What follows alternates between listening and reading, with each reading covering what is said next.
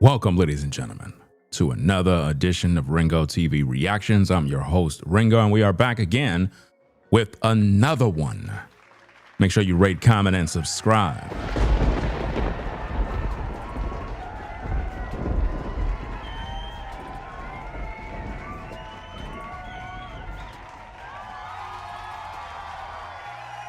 Yeah. I'm going to pretty much break down interview Nolan Wells' parents. He pretty much was on Jamal Bryant's podcast, and it got real bad. I want to talk about it. I want to talk about it because there's a lot of things going on, and I don't like it. And I want to make sure that the public knows exactly what's going on. So without further ado, be sure to hit the like button. Subscribe to the channel if you're new. We're going to break this thing all down. And we're going to learn a lot. So, it was all about the money, guys. Just like I told you. All about the money. Do you see the smiles?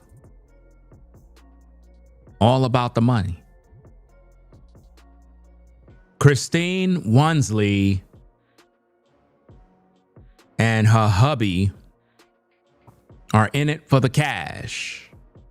None of them works. They don't intend on going back to a job because they realize that the people are footing the bill. And that's what's going on right now. What's going on, Caramel Kimmy Kim in the building? Right? But let's get into the tapes, guys. Let's get to work. Let's do what we got to do. Let me set this thing up. Let's get into these wonderful tapes. Let's go. I am so honored to have these two incredible, strong parents standing with us. They are in a unenviable position. Yesterday would have been their son's 19th birthday. Because of a tragedy beyond their grasp, it was not. But I'm thankful for their light and for their faith and for their strength to be able to just pull themselves to get out the bed is worth a Nobel Peace Prize when it just be so easy to roll over. You've been thrusted into a national light over the last month. And I wanted to ask you. You see, these are not grieving parents, guys. These are celebrities. You understand? These are celebrities that are on a world tour. And they end up on this False Prophets podcast. Jamal Bryant is an adulterer. His wife is a harlot. She pretty much was exposed the other day when she wore an outfit that was all scantily clad. Basically, it gave the appearance of like see-through, where you can see the flesh. And this is not new. Bryant is a pulpit pimp, a false prophet, a minister of Satan. And when you see the Wansleys, right? When you see them appear on this podcast, it's gonna go bad because nothing good could come out of this, you know. So let's get back into the content. Hit the like button. How you eating? How you eating? That's his first question, guys. They eating good because they got the money. They got the money, guys. That's why they're eating good. How you sleeping? Notice they're laughing, guys. This is not about Nolan. This is about money. Initially, there was no sleep. Yeah. It was when he went missing, that July the 4th, I think we maybe got, maybe an hour of sleep, and then it was back to doing things. And then kind of, after everything unfolded on the 6th, it was just one of those times where just we couldn't believe what we were going through. Yeah. We couldn't believe that, our son wasn't physically here anymore. Yeah. And so just those racing thoughts and, as parents, we we tend to try to do the shoulda, coulda, woulda, Yeah. and that's the one thing, Keep in mind that Nolan wasn't staying at home. Nolan was hanging out with his buddies. He stayed over their house. And then the parents began to act like they didn't even know his friends. I want y'all to all think about that. The parents act like they didn't even know who these friends are. Keep in mind that Christine is a Filipino woman. She is not African American. I don't care how much the media try to spin that narrative, guys. Nolan is a Filipino. Mr. Wansley is not his biological father. He is the stepdad. You understand? I was the first content creator on YouTube to confirm that. I put that information out there before any other YouTuber.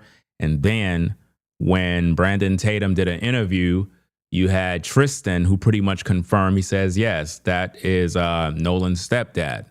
Then they had, I believe it was Don Lemon. Don Lemon featured brother Emmanuel, which is a native of Mississippi.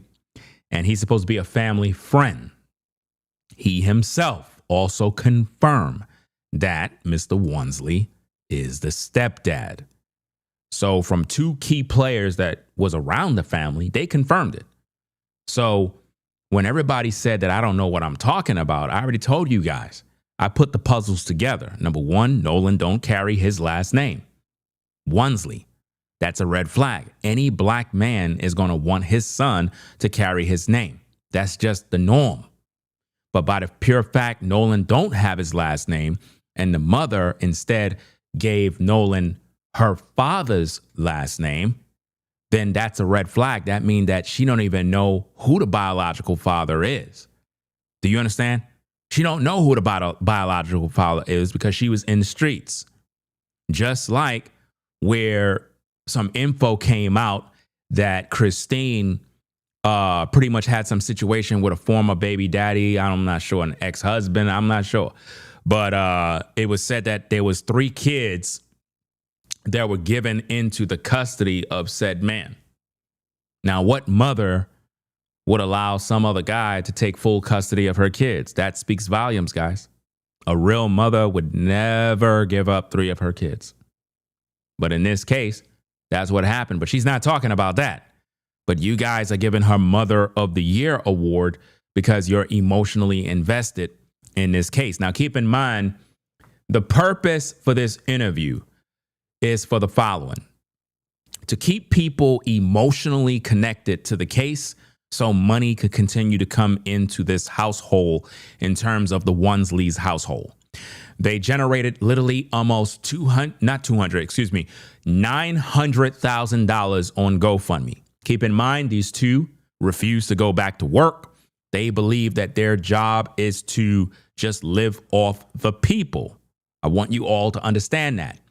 This content that was featured on Jamal's platform is also, watch this, it's also designed to cater to the emotions of people that are easy to manipulate, primarily black people. Sadly, black folk are very easy to mislead. For decades and centuries, black people been enslaved. They refuse to take leadership of their own futures. And it seems like through politics, politicians, religion, the black church have destroyed the black community. The black pastor has gotten rich off of black people. All he got to do is tell you about prosperity, tell you God want to give you a blessing, and you send all your money because you're dumb. But this has been happening for a long time. Then you got the grifters, the Al Sharptons, the ambulance chasers, Ben Crump, who only comes out when it involves a white person and a black. You never see Ben Crump when there's black on black crime, or if there's issues in the black community in terms of gangs, fatherless homes, domestic issues. You never see him concerning those issues. It's always when there is a white and black situation. Why? Because he is an ambulance chaser. Those are the type of cases that you'll find him in. So when you see Jamal Bryant come up and he want to interview these two, it is about the money, guys. Jamal Bryant gets the interview, which helped his monetization on social media. So he's going to get his YouTube check, right? Then you have the visibility that the Onesleys are actually getting by being on his platform. So now money is going to come from the church. Money is going to come from their social media. So it's a win-win for everybody. Everybody's making their money. And that is what this is about. So as we proceed in this interview breakdown, I want you to be mindful that you need to pay attention to Christine, because she is going to put on the theatrics. She's a horrible actor. She's going to start to try to act as though she's being emotional, as though she's tearing up. Guys, she had over 2 months plus to be doing all of this, but she keep doing it because, again, a lot of you out there are very weak, primarily on TikTok. A lot of black women on TikTok is very, very emotional, very weak. I'm seeing women crying for Christine. They're all sad for Christine. Christine wouldn't piss on you if you were on fire, guys. I'm just telling you the truth. This is just what it is. You got to understand how the business works, guys. When you have cases like this, it's all about money. Nobody will be arrested for anything concerning Nolan Wells. His death was a freak accident. Possibly he was using drugs, possible drunk alcohol abuse. Possibly he was suffering from dehydration. There was a freak accident. Something happened out there on Horn Island. It could also be a situation where his friends may actually know what happened to him, but for some reason, so they could avoid any sort of negligence or any sort of trouble, everybody's just sticking with a story. You understand? We're going to talk about that in other videos, but let's get back to the content, guys. Hit the like button, subscribe to the channel if you're new. Let's go. For sure. Our family, our community, those who have been supporting us, they're like, no, don't do that. Like, just know, you did everything you could. Yeah. And unfortunately, sometimes there are things, that happen in life. And even though we don't want them to happen, we don't have control over that. Only God does. So I wanted to commend you as a father and as a man. With the roller coaster of emotions, you have modeled grace in dignity when you could have just erupted in rage. And so as a black man and as a black father, I wanted to first salute you and thank you for being a role model for many of us who have... A role model for many of us? He's not a role model. He failed. He's not a role model. You understand? I don't know why they're holding up this stepdad as a role model. What did he actually do for us? Like, you got to ask yourself the question, guys. Don't get emotional. Don't start acting weird. What exactly did Mr. Onesley do for us that makes him a role model? For what? I'm a father of 4 girls. These are my biological daughters. He's a stepdaddy. What exactly did he do that is a role model for all of us? Nothing. He haven't done nothing. So why is Jamal putting him on that pedestal? Had to navigate and wrestle how to respond to situations that we couldn't control. I wanted to ask you as a man, how have you been processing this? Well, first of all, I want to thank you for my wife, because everything that you mentioned, I've been there. I was at that point, but she kept me grounded, and I said, I owe so much to her for just keeping me at bay. But every day is a challenge. You see, Mr. Onesley, if you're listening, sir, you are a weak man. You don't come across as a strong man. You owe everything to Christine because she wears the pants in the house. Christine been talking in front of the media more than you. And you're supposed to be the man. You sound weak, very, very weak. And you put everything on her. So she's the one who made you into a man. When I tell you guys, this is embarrassing. And I'm not the first to say that Mr. Onesley come across as a very weak, I don't want to really say effeminate, because he don't come across as effeminate. He just come across as a weak man who really don't have a voice. But Christine is the one that's running the show.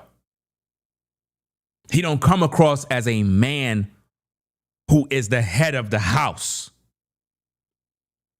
It's almost as if though he's living off of Christine. Sort of like a woman who she gets up in the morning to go to the 9 to 5 while her man stays home. She's out there busting her ASS on the job every day while this ninja is home reaping the benefits, where she's paying the bills and he's just sitting back relaxing. If you think about this, why is Mr. Wansley and Christine for 2 months haven't been at work? What happened to their jobs? What kind of leave of absence they got? What kind of time on the books they got? I wouldn't be surprised if Mr. Wansley quit his job. I wouldn't be surprised. What job he had?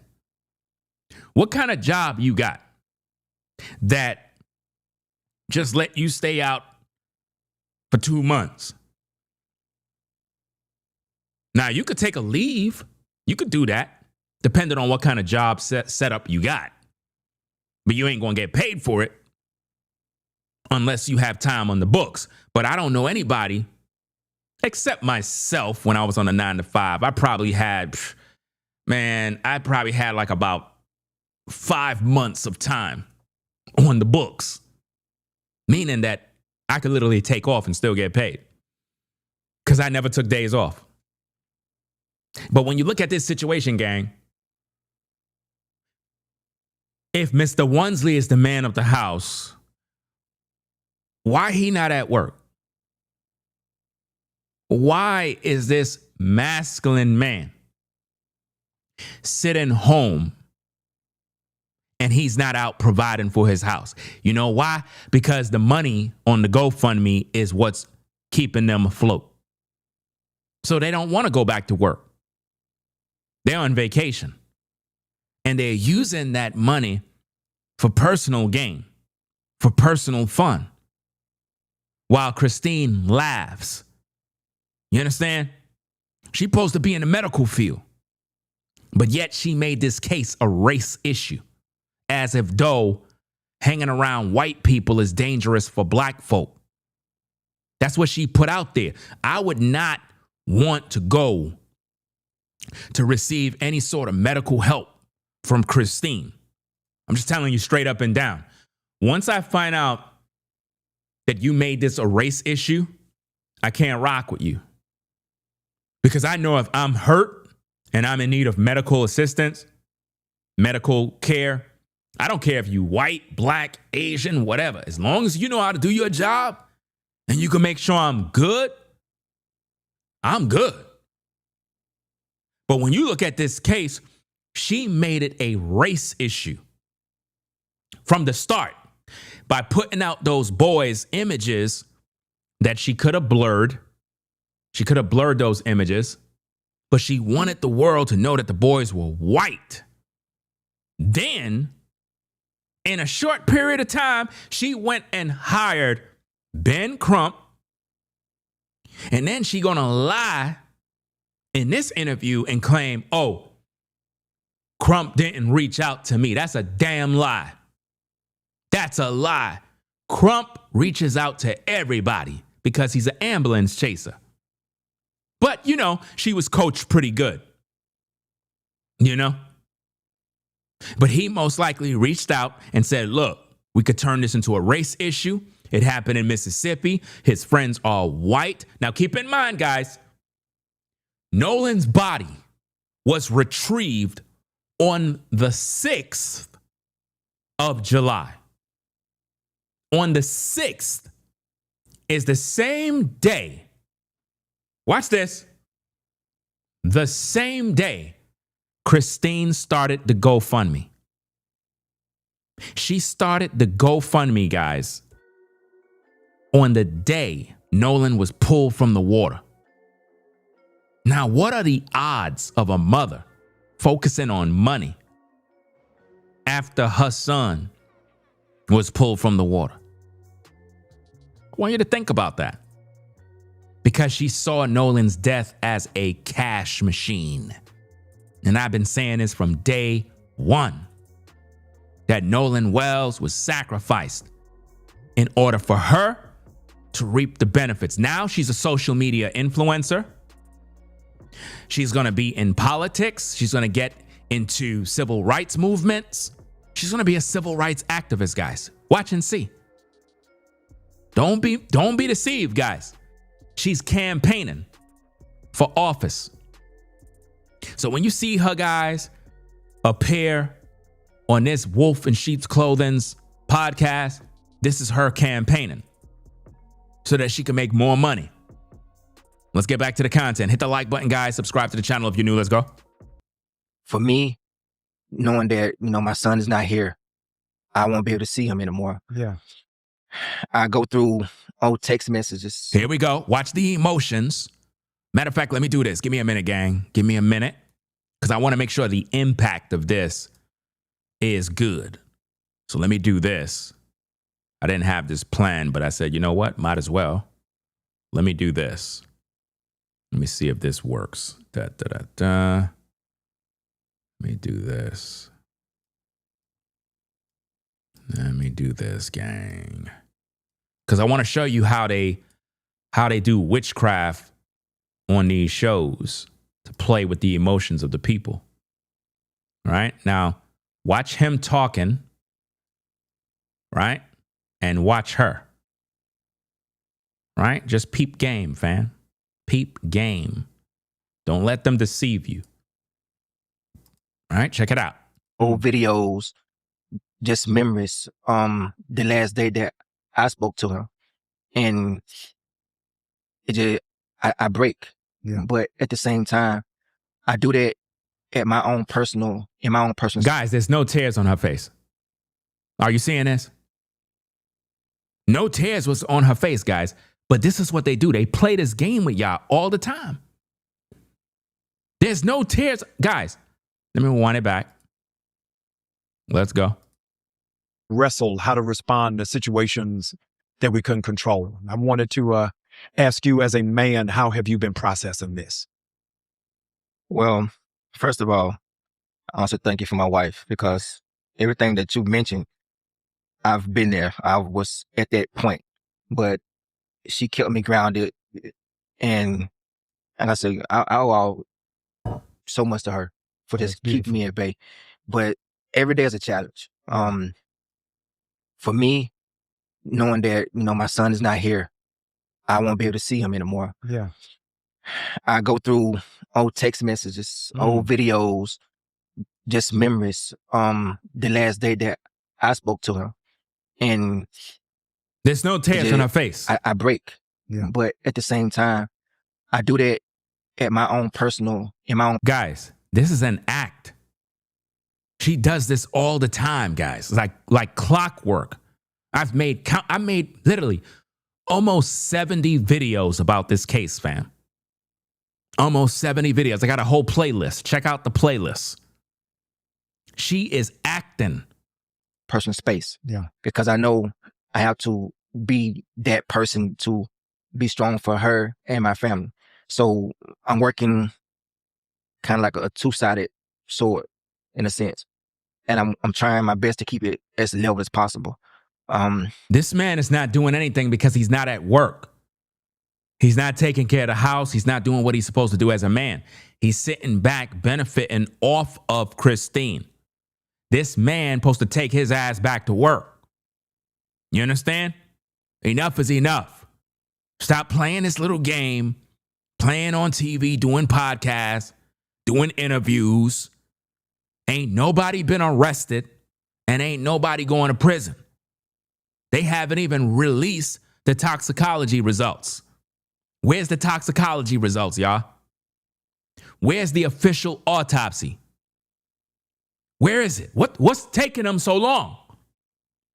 They're just running the numbers up, man, trying to make as much money as possible. But it's hard, you know. I can imagine. So we have never each want- other. Yeah, That's we have each beautiful. other. And here's another thing. How come you never see him cry? Come on now. Fam, How come you never see that man cry? Is a man too good to cry? If that's supposed to be his son, how come you never seen Mr. Wonsley shed a tear for Nolan? Come on now. Everybody waiting for Christine to shed a tear. What about that Negro? How come he ain't shedding no tears? A father cries if he lost a son, right? So why he ain't shed no tear? Because they hiding, fam. They want you to focus on Christine because they know that Christine is the one that put on all the theatrics. And remember, she's Filipino. She's not a black woman, guys. You gotta stop. Stop calling a Filipino a black woman. Stop doing that. You know, she is Filipino. Let's get back to the content. Hit that like button. That's I would say that's probably what's grounded us in a sense. Because I know early on when there was so much anger and emotions were high, you know, I literally was like, look, if you allow that anger to consume you, Yeah. and if you act out irrationally, even for a moment, because we're hurting so bad, I was like, I can't do this by myself. Yeah. Like, I can't lay our child to rest, still wear the hats we have to wear as adults and parents. Yeah. And then, like, I can't be by myself. So I want to say thank you. It's beautiful. for hearing me. Wow. Because I know how hard it's been for you. I know people have kind of focused in on me, but Yeah. Guys, this is for the camera. If they're supposed to be husband and wife, why does she gotta thank him in front of the public? She could do that at home in private. That's for the cameras to make it look like, oh, this is so sad. Such a lovely couple. You know what I'm saying? That's like me and my wife, like we in the public, and in order to prove something to you folks, I gotta act all lovey-dovey on camera. You know, like when you see my wife with me and we on camera, I gotta act all lovey-dovey to try to prove something to the people. No, I don't gotta do all of that. You know why? Because when I'm in my house, I could do all of that. I don't gotta try to perform when I'm in the street. They're doing this for the cameras because they know people are watching. This man is a defeated man. Mr. Wonsley is a weak man. He appears strong in the physical, but mentally, it's like he's not even there. Christine is the one carrying the family. Let's go. I always say he's grieving just as much as I am. That was just as much his child as it was mine. Let me ask you on a lighter note, because you all's connection and energy are so strong. How'd y'all meet? That's what we want to know. I don't know if y'all old enough to remember this show, Love Connection. Yes. Guys, is this a grieving family? This false prophet is asking them, how did they meet? What does this have to do with Nolan? How did they meet? This is crazy, and everybody's laughing and giggling. Let's go. Where's mine? Oh my gosh. Okay, so I was working at a cell phone store, and I was doing our weekly special for the cell phones. Yes. And so it was just me and my manager up front. So initially when he came in, you know, she's like, "Hey, how you doing? What can I help you with?" And so at some point it was, "Hey, Christine, can you come? And I'm like, "No, I am busy. Right. I am drawing out our board." And she's just like, "Girl, get over here." And so we started talking, and I was telling him just a little bit, you know, about myself and kind of where I was mentally at that time. I've gone through a lot in my life, a lot more than people my age probably have gone through. Yeah. And so in that time, I was in the phase of rebuilding. Okay. And really just Rebuilding what, Christine? Because she came from that relationship with the other guy. The one where the 3 kids was given to that man. Do you get it? Did you get it? She came from that bad relationship. Whatever relationship that was, she came from that mess. Plus, she was pregnant with Nolan. Put it all together while she was with that other guy, because those kids are technically older. So that means when that man had custody of those kids, she was carrying Nolan. She was cheating on that other man. He found out, said, look, give me my kids. You out here fucking. Give me my kids. But she ain't gonna tell you that. Because those 3 kids are older than Nolan. We thought Nolan was the oldest. But when the leaked info came out, that's when it became a mess. I didn't even review all the information yet. We're gonna get into that too. But let's get back to this content. Hit that like button, subscribe to the channel if you're new. Let's go. Getting that trust back in God and working on that relationship. And so, I told him, I was like, hey, not looking for anything. Like, Right. I need to work on me. That's beautiful. And we just became friends. But the friendship, just in a short period of time, that connection was undeniable. But, we allowed it to grow and we fostered it and we nurtured that. No. You started to fuck. That's what happened. Let's just keep it real. On this channel, we keep everything real. We don't got no time to sugarcoat. She met up with him. They hooked up. And she got pregnant. It's just that simple. They started to fuck. That's what happened. All that, I'm trying to heal. I came from a bad relationship. No. Trying to make everything all spiritual, like God was with its, God was not there. Because she was already cheating and came out of that other crazy relationship with that other guy. Right? So now she meet the devil and she still haven't healed from her past because she been living in them damn streets.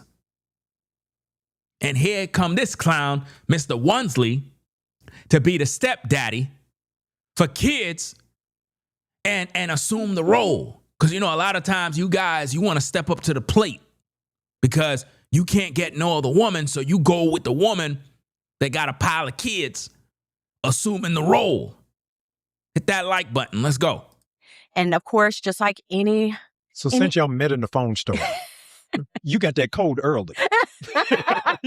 You was able to get in that back room pretty quick. Notice that. Jamal said you were able to get in that back room really quick. That's code for her box. He was able to get into the back room pretty quick. You see that? This is a pastor talking. Code word, not get her number. No, to screw. Do you understand? That's what this is about. He's all up in their business. Get back to the content. You had to make sure who was in the top 5 faves. Like, hey, I'm able to get into the storage unit real quick. You see that? Get into the storage unit real quick. How do you get into the storage unit? You gotta fuck. Do you see that? And that's why she laughing, because they understand the language. The language is he was able to get laid. They're not talking about no number, no phone number. You got to understand this is grown folk talk. If you grown, you know what's going on. To all the grown folk, you understand the language. That's why over here ain't no damn sugarcoat. I'm 49. Just in case anybody want to know, I'm 49 years of age. So when we talk straight. We don't got no damn time to be sugarcoating. You grown, you grown. You don't want to hear no real talk, leave. I don't got time to babysit. Right? So now they after this money. They getting that free promotion by Jamal. And Jamal is all in a business trying to find out how did they meet. Rather than talking about the case, we're focusing on how they met and when did they started to screw. That's what the conversation is about now. Right? Let's get back to the content. Let's go. Mm-hmm. Now, what's your version of the story? Yeah, what is sorry, your it's similar to that, but when I walked into the store, she did not want to help me. She did not? No, she was like she said she was off and on word doing whatever she was doing. But yeah, she did not want to help me. And then but I always mess with her, and say like, well, if you didn't help me that day, we wouldn't be here today. And she was like, yeah, you're right. So, but yeah, she didn't want to help me at all, man. I was busy. You were a reluctant servant. I was. Yeah. God was setting you up. I did not. And you know, it's so funny, as I always tell him, he still has the card that has my personal. Really? I never gave my personal cell number out. I still got that card. Yeah, still has that card. And to this day, I'm like, you know. The people want to know, did you have an iPhone or an Android? Did you get that? She never gave him her personal phone number. So now you know when they were just talking previously in code language, they weren't talking about phone numbers, guys. They were talking about screwing. You got to peep the game. You got to recognize the code. Then there was a next tale. Oh, my God. Y'all been together a long time. Yeah. One story is I had just moved back home because I was living up here. In Atlanta? In Decatur. Oh, wow. Yeah, I used to train for a little while at the gym across the street when I was no way. For, NFL, yeah. Mm-hmm. So are both of you from Mississippi? Yes. I'm technically not. Did you graduate from high school in Mississippi? I did. I always like to joke and say I'm a transplant. So I was born in the Philippines. That's where my mom's. Uh-oh. What? You were born where? Where were you born? Where was she born? Mississippi. Yes. I'm technically not. Did you graduate from high school in Mississippi? I did. I always like to joke and say I'm a transplant. So I was born in the Philippines. That's where my mom's family is from. But my father's family is from Mississippi. Okay. And so, but I've been here long enough, but I always like to say I'm a transplant. No, I got it. I wanted to ask. Guys, she's not even American, fam. I told you that she's a Filipino woman. And her father is most likely Samoan. I already did all the research, guys. I did all the research so that you guys could just sit back and enjoy the show. I already showed all the photos. I showed everything, fam. I made so many videos uncovering all of this stuff. People got mad at me. They condemned me. They said that I'm a joke. I'm a sellout. All sorts of negative names, guys, because I did the research. You got people going around calling her African American. What did this woman just tell you? She just told you that she was born in the Philippines. But nobody want to listen. You know? Well, let's get back to the content. Let's go. Because people have a different perspective of Mississippi historically, and not in actuality. Yeah. And so when we hear about Mississippi, my head is going directly to Mississippi burning. I'm going to turn left and deal with Medgar Evers. I'm going to turn right and deal with Emmett Till. And I wanted to ask, in 2026, what is it like being Black living in Mississippi? I would. Did you hear that? What's it like being Black living in Mississippi? And she's a Filipino. Do you see how they're painting her as a Black woman? That's why it's taking her so long to answer, guys. That's why it's taking her so long to answer. She's not a Black woman. Only a real Black woman could answer that question. I would say that you would hope that in 2026, right? You would hope that racially things would improve. Yeah. And this is where I find, because I personally love history. Yeah. It's one of my favorite subjects. What she said right there was disgusting. She just made it about race, guys. You can't see that? She's talking about you would hope that things would improve. What do you mean improve? What are you talking about? So you accusing somebody white of doing something to you or Nolan when you live in a white community? It just dawns on me. Why is it that And again, she's not a black woman, but just let me just hypothetically speaking, if she was a black woman, or just for the purpose of an example, why is it that black people will move to a predominantly white community and then complain about white people? The only reason why you move to that community is because you're trying to get away from crime that's in the hood, right? But why do you move to the white community and then complain about, oh, racist people, there's that? Guys, stop it. Stop. What she's doing is she made it the race issue. She's making it a race issue. That's what she's doing, guys. The minute she put up that photo with those boys, the white boys, she basically said, hey, somebody white killed Nolan. She blamed them from day one. Let's see what else she say about Mississippi, because this couple turned Mississippi upside down. How many of you that are in the clouds live in Mississippi and you're pissed off with the fact that this couple is making your state, your town, look like it's a place full of hateful people? We're not denying that there's not a past or a history, but that goes all over the United States, not just Mississippi. But they're trying to make it seem like Mississippi is like the racist state where all white people just want to kill you if you're black. That's why they got Ben Crump. That's why they got Al Sharpton. The grifters, the race hustlers. Because they specialize in that. They specialize in grifting. But when you have a state like Mississippi that has such a complex history, oh boy, especially when we start talking about race, it's one of those things you cannot forget. Do you see that? This woman acting like she's living back in the day. Guys, do you not realize that we're living in a time right now where as black folk, right? I don't know, maybe you folks that are black don't realize this. Even if there are racist people in the world, because there's going to always be racist, and it's not just white people. That's the thing that pisses me off. You got black racists, white racists, Asian racists. You got Asians that don't like blacks. You got whites that don't like blacks. You got blacks that don't like whites.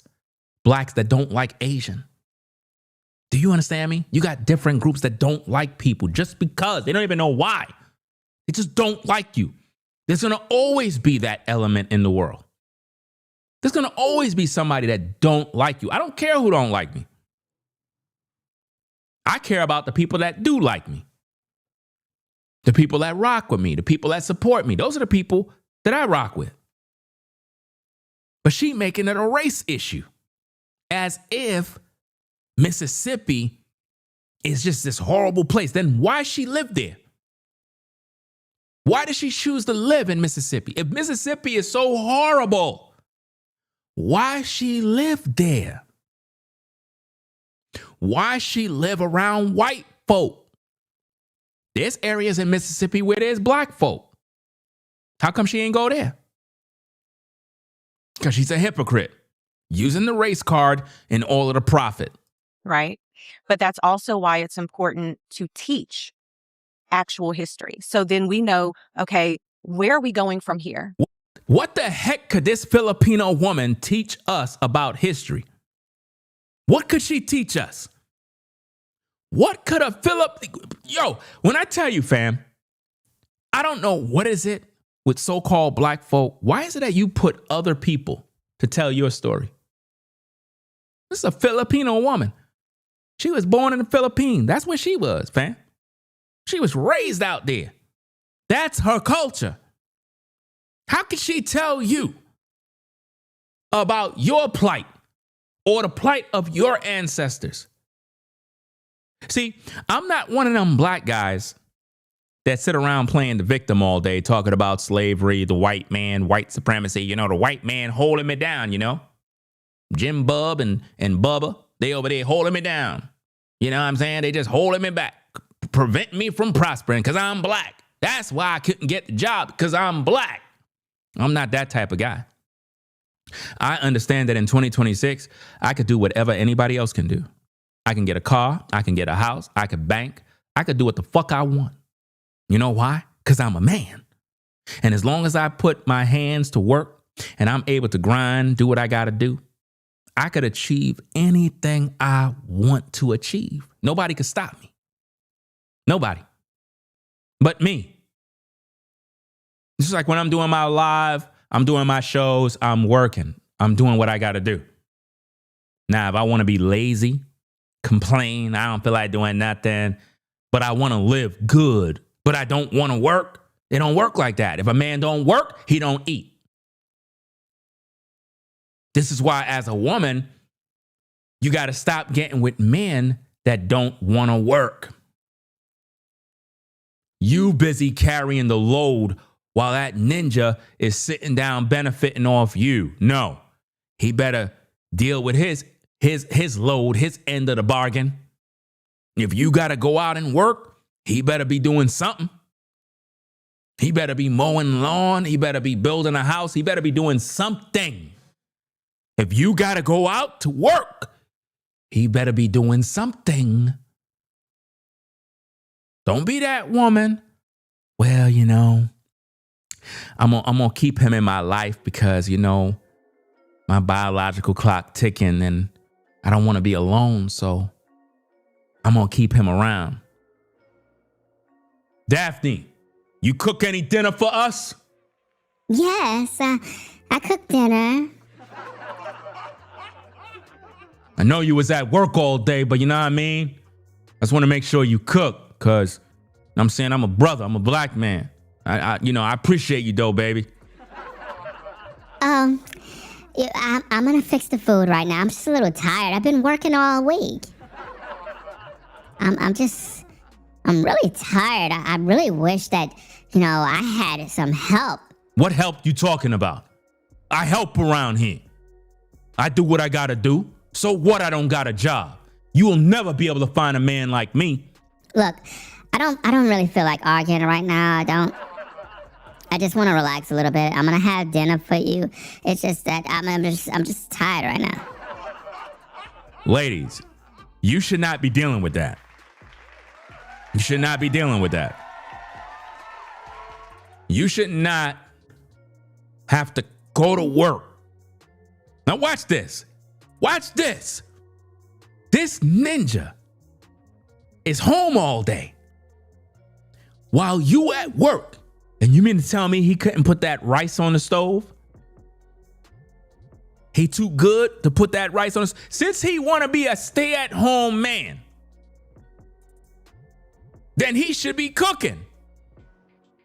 If that Negro want to stay home while you at work, that Negro's supposed to be cooking.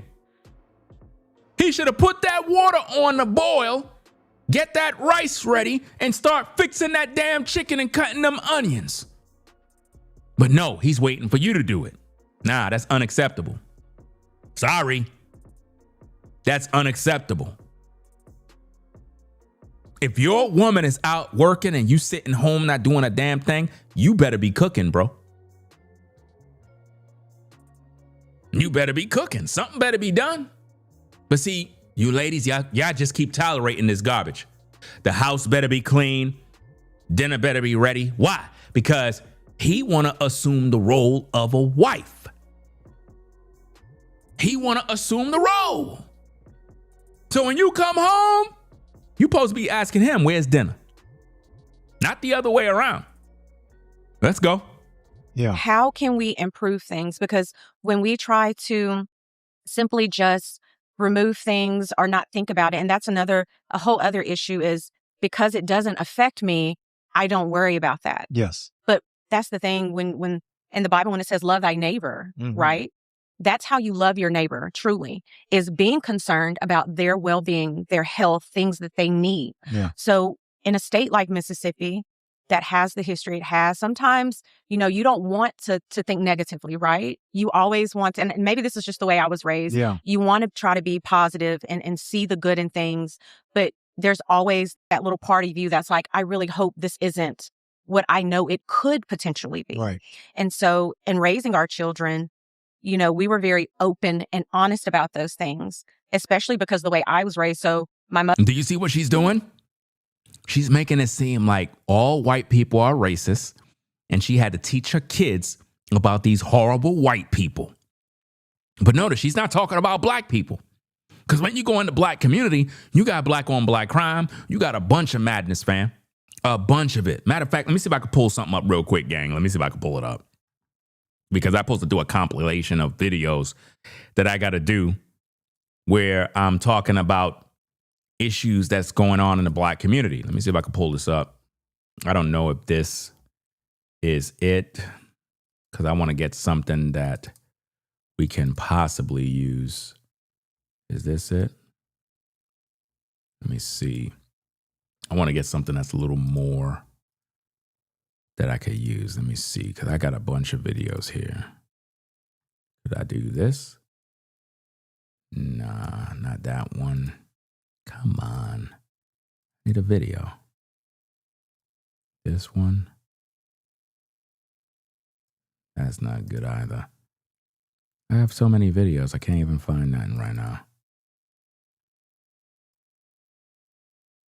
I mean, I could use this probably. Let me see.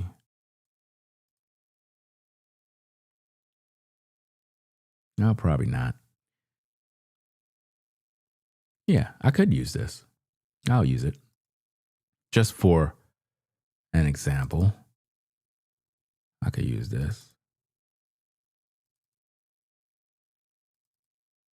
Yeah. All right, so let me use this. Right. And what I want to do is I'll keep the volume off. That's what I'll do. That way you can kind of see. Because, she's talking as if though white people are just all the problem and whatnot. Right? But now, if you look at this clip, right, you have black folk acting up, all this madness happening. So black people don't have no issue, right? You see all this mess?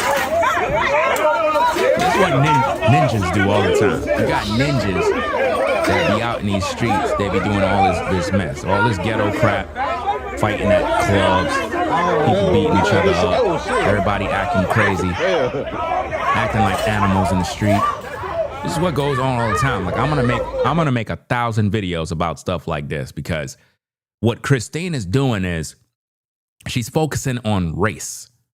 And she's trying to make it look like we need to teach our kids to stay away from white people because, white people are just dangerous. They want to hurt us. That's what she's doing, guys. And it's disgusting. That's why I said, if she's in the medical field, I don't know how could anybody even trust her, because that's how she see white people. So if you're white, you should be concerned about people like Christine, especially if she's in the medical field. That's why she was so concerned about losing her job, because of the fact that she took this case and made it into a race issue. She should never do that. When you work in those fields, you never make things a race issue.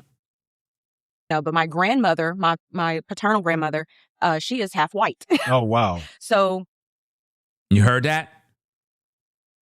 Her so-called grandmother, right? Now, who's that? That's her father's mother. I already did the research about her, fam.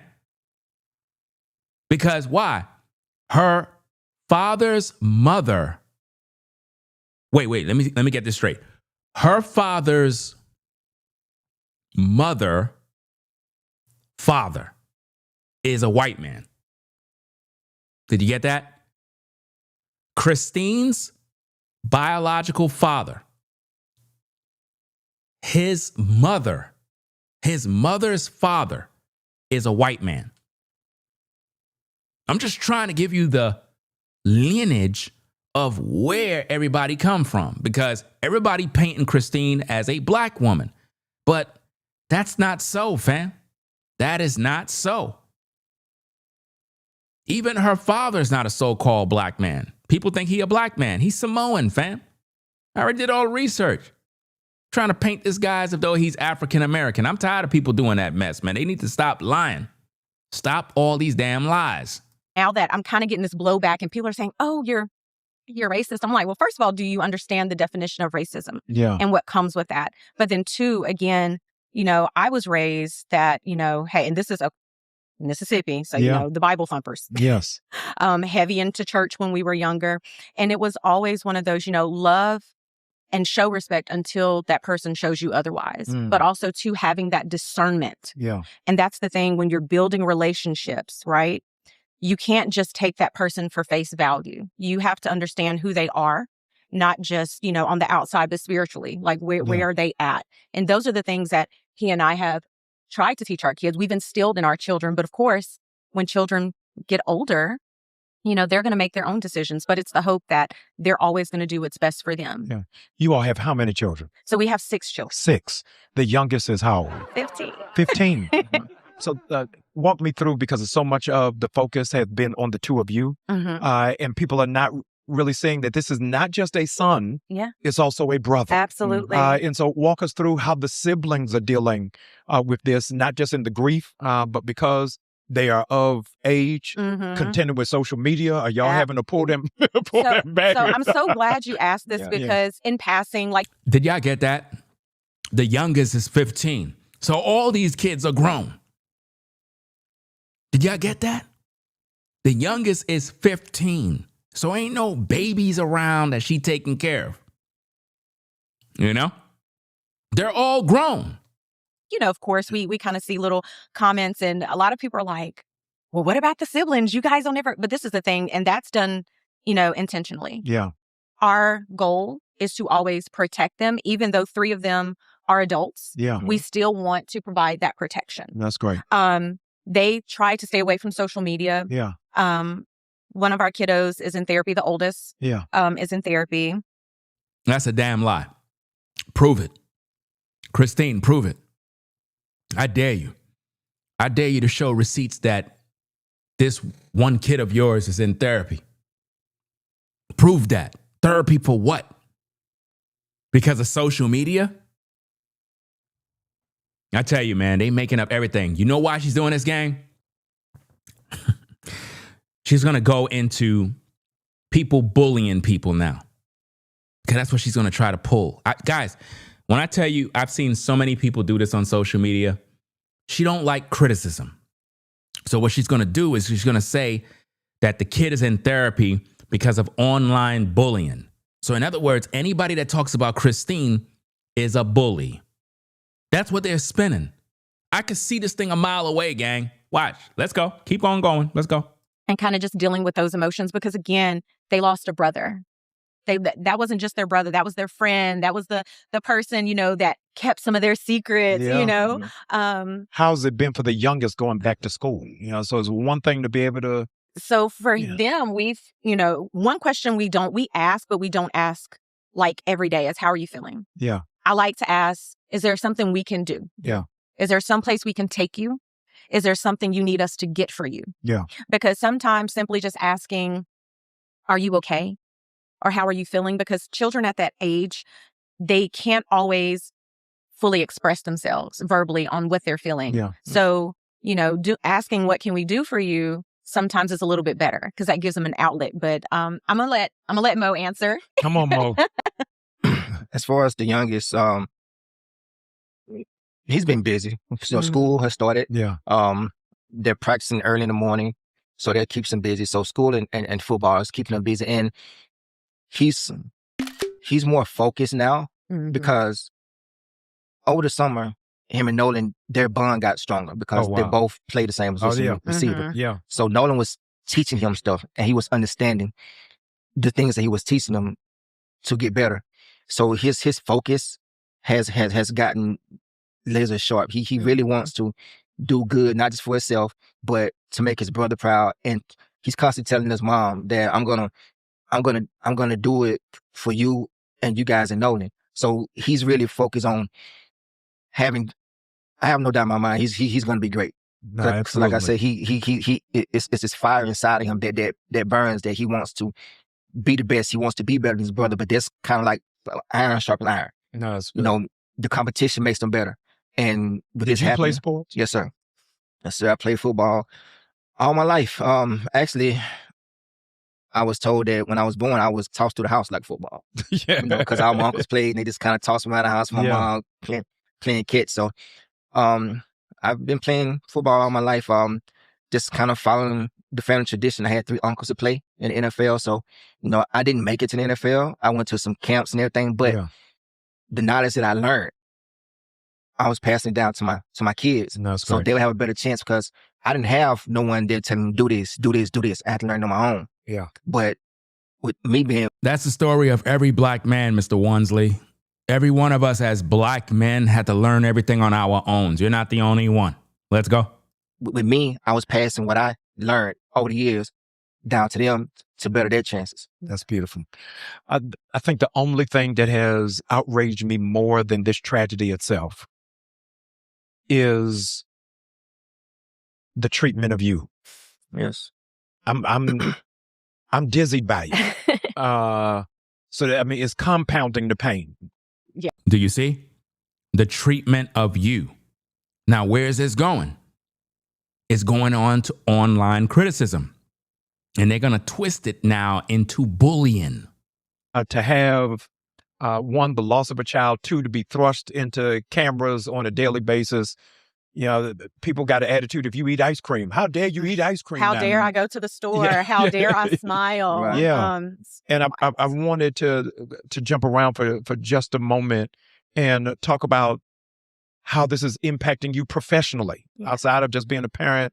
Now everybody is on Yelp giving nurse reviews. I don't even know where this has come from. Mm-hmm. It's When you first saw it, what was going through your mind? it's funny because, and this is what I mean by discernment. Yes. I have always been someone who was just very in tuned, not just with myself, but people, situations. And that night before it hit the internet, we were in bed. Mm-hmm.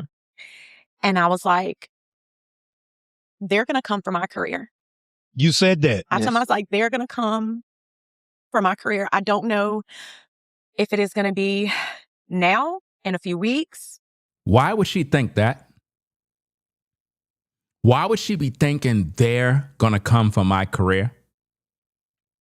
What? Why would you fear? Why would you fear that if you know you good? Because you know what you did. She know that she created a race issue out of this case, and she know that can affect her job.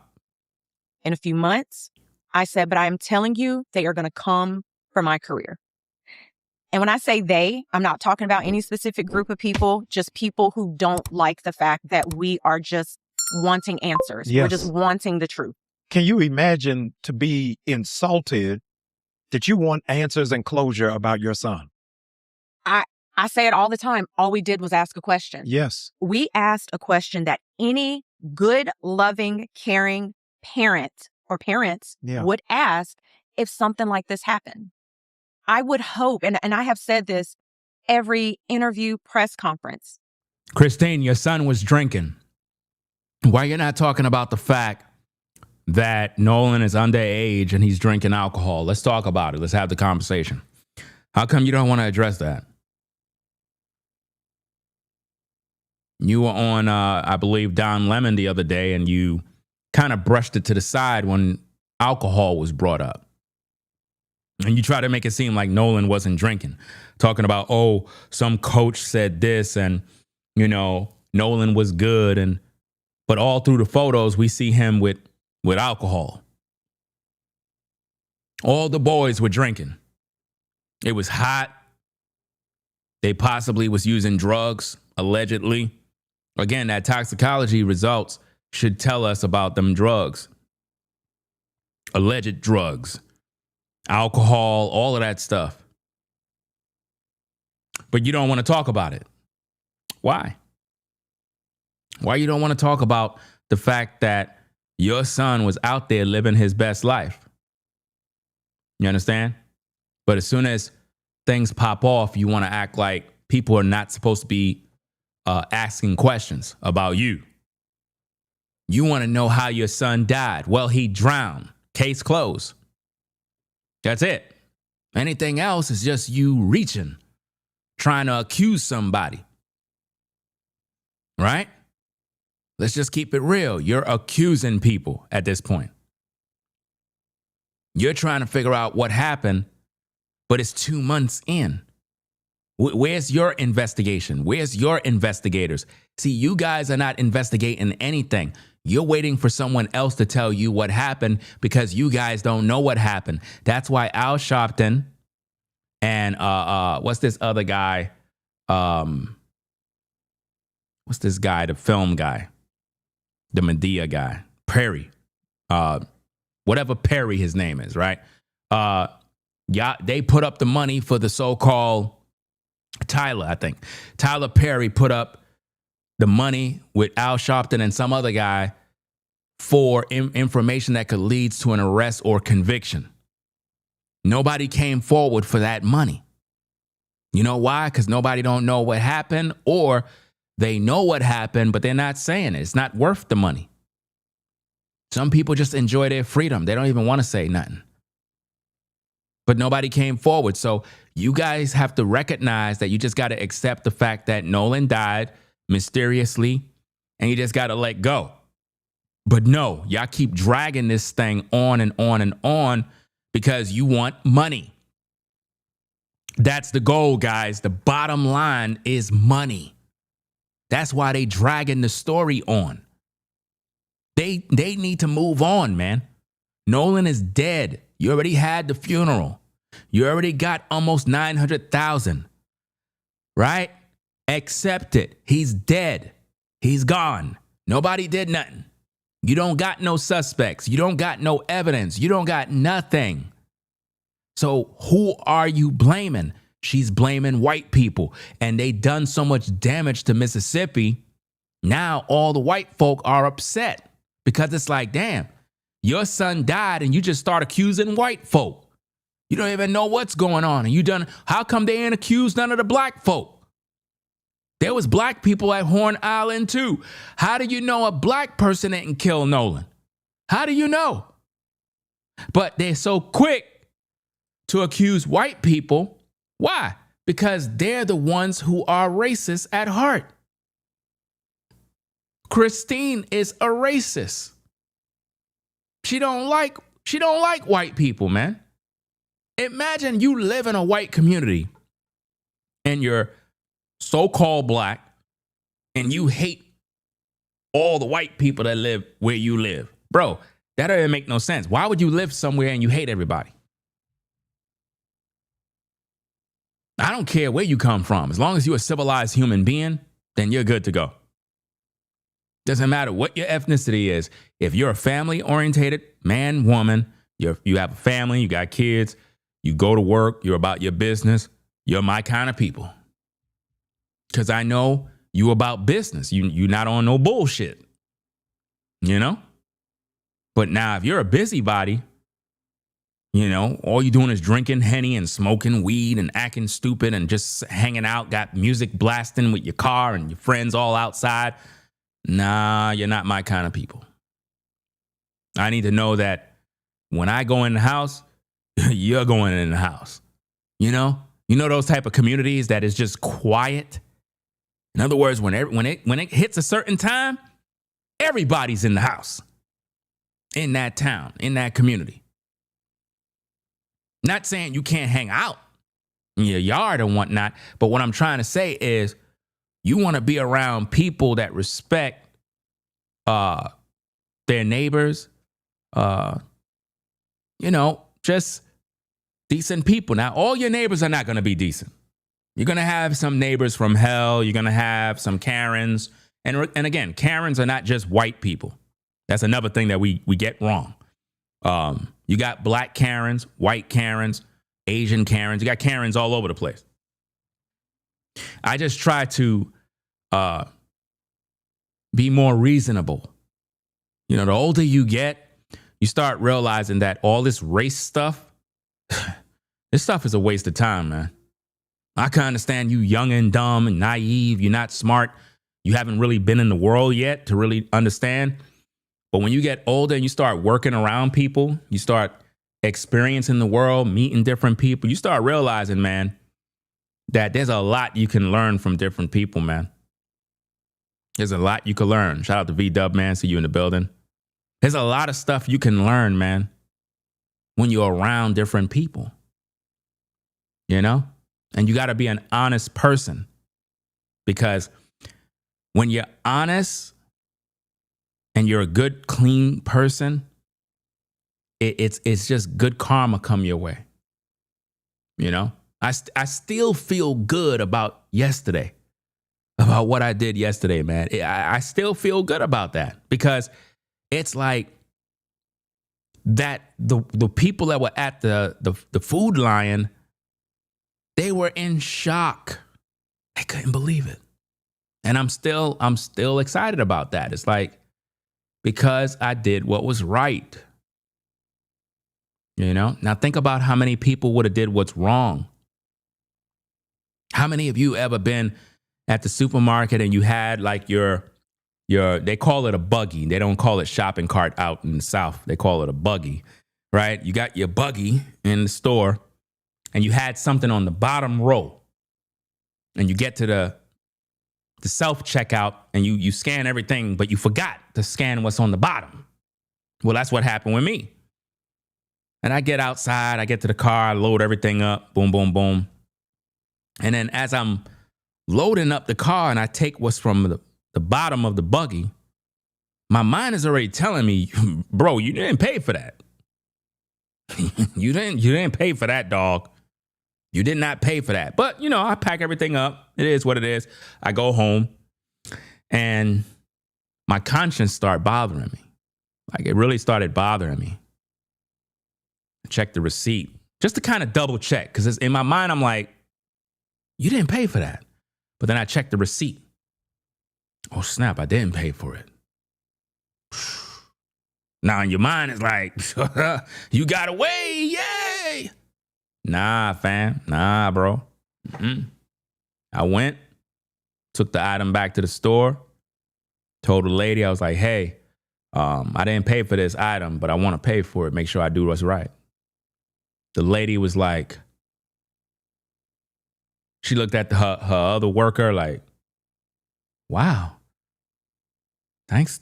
Wow. Appreciate your honesty. That's, she was confused.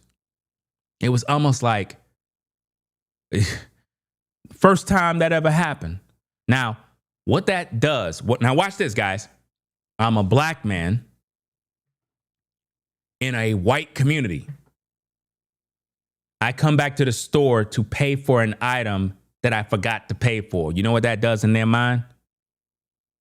Wow. And here I am judging black folk. Look at this guy. It does something to them. You see that? So you don't want to be a messed up human because your life and actions can minister to people. They needed to see a black man return an item and pay for it. They needed to see that. Somebody in that store needed to see that we're not thieves. Do you see that? Because in my mind, that store got cameras. Of course, they're going to be watching you. Somebody's going to audit the items. You know, every item in a store, it's accounted for. So when they do their budgeting, their whatever they're going to inventory, they're going to be like, hold up, something missing. Somebody going to get in trouble. So I don't want where I go back to the store one day and they look and they're like, that's the guy right there. Nah, that's not going to happen to me. I did the right thing. Christine is not doing the right thing. Christine know that her son drowned by a freak accident, but she don't want to accept it. She want to blame it on somebody else. She don't want to do the right thing. She blamed Mississippi. She blamed Mississippi's past.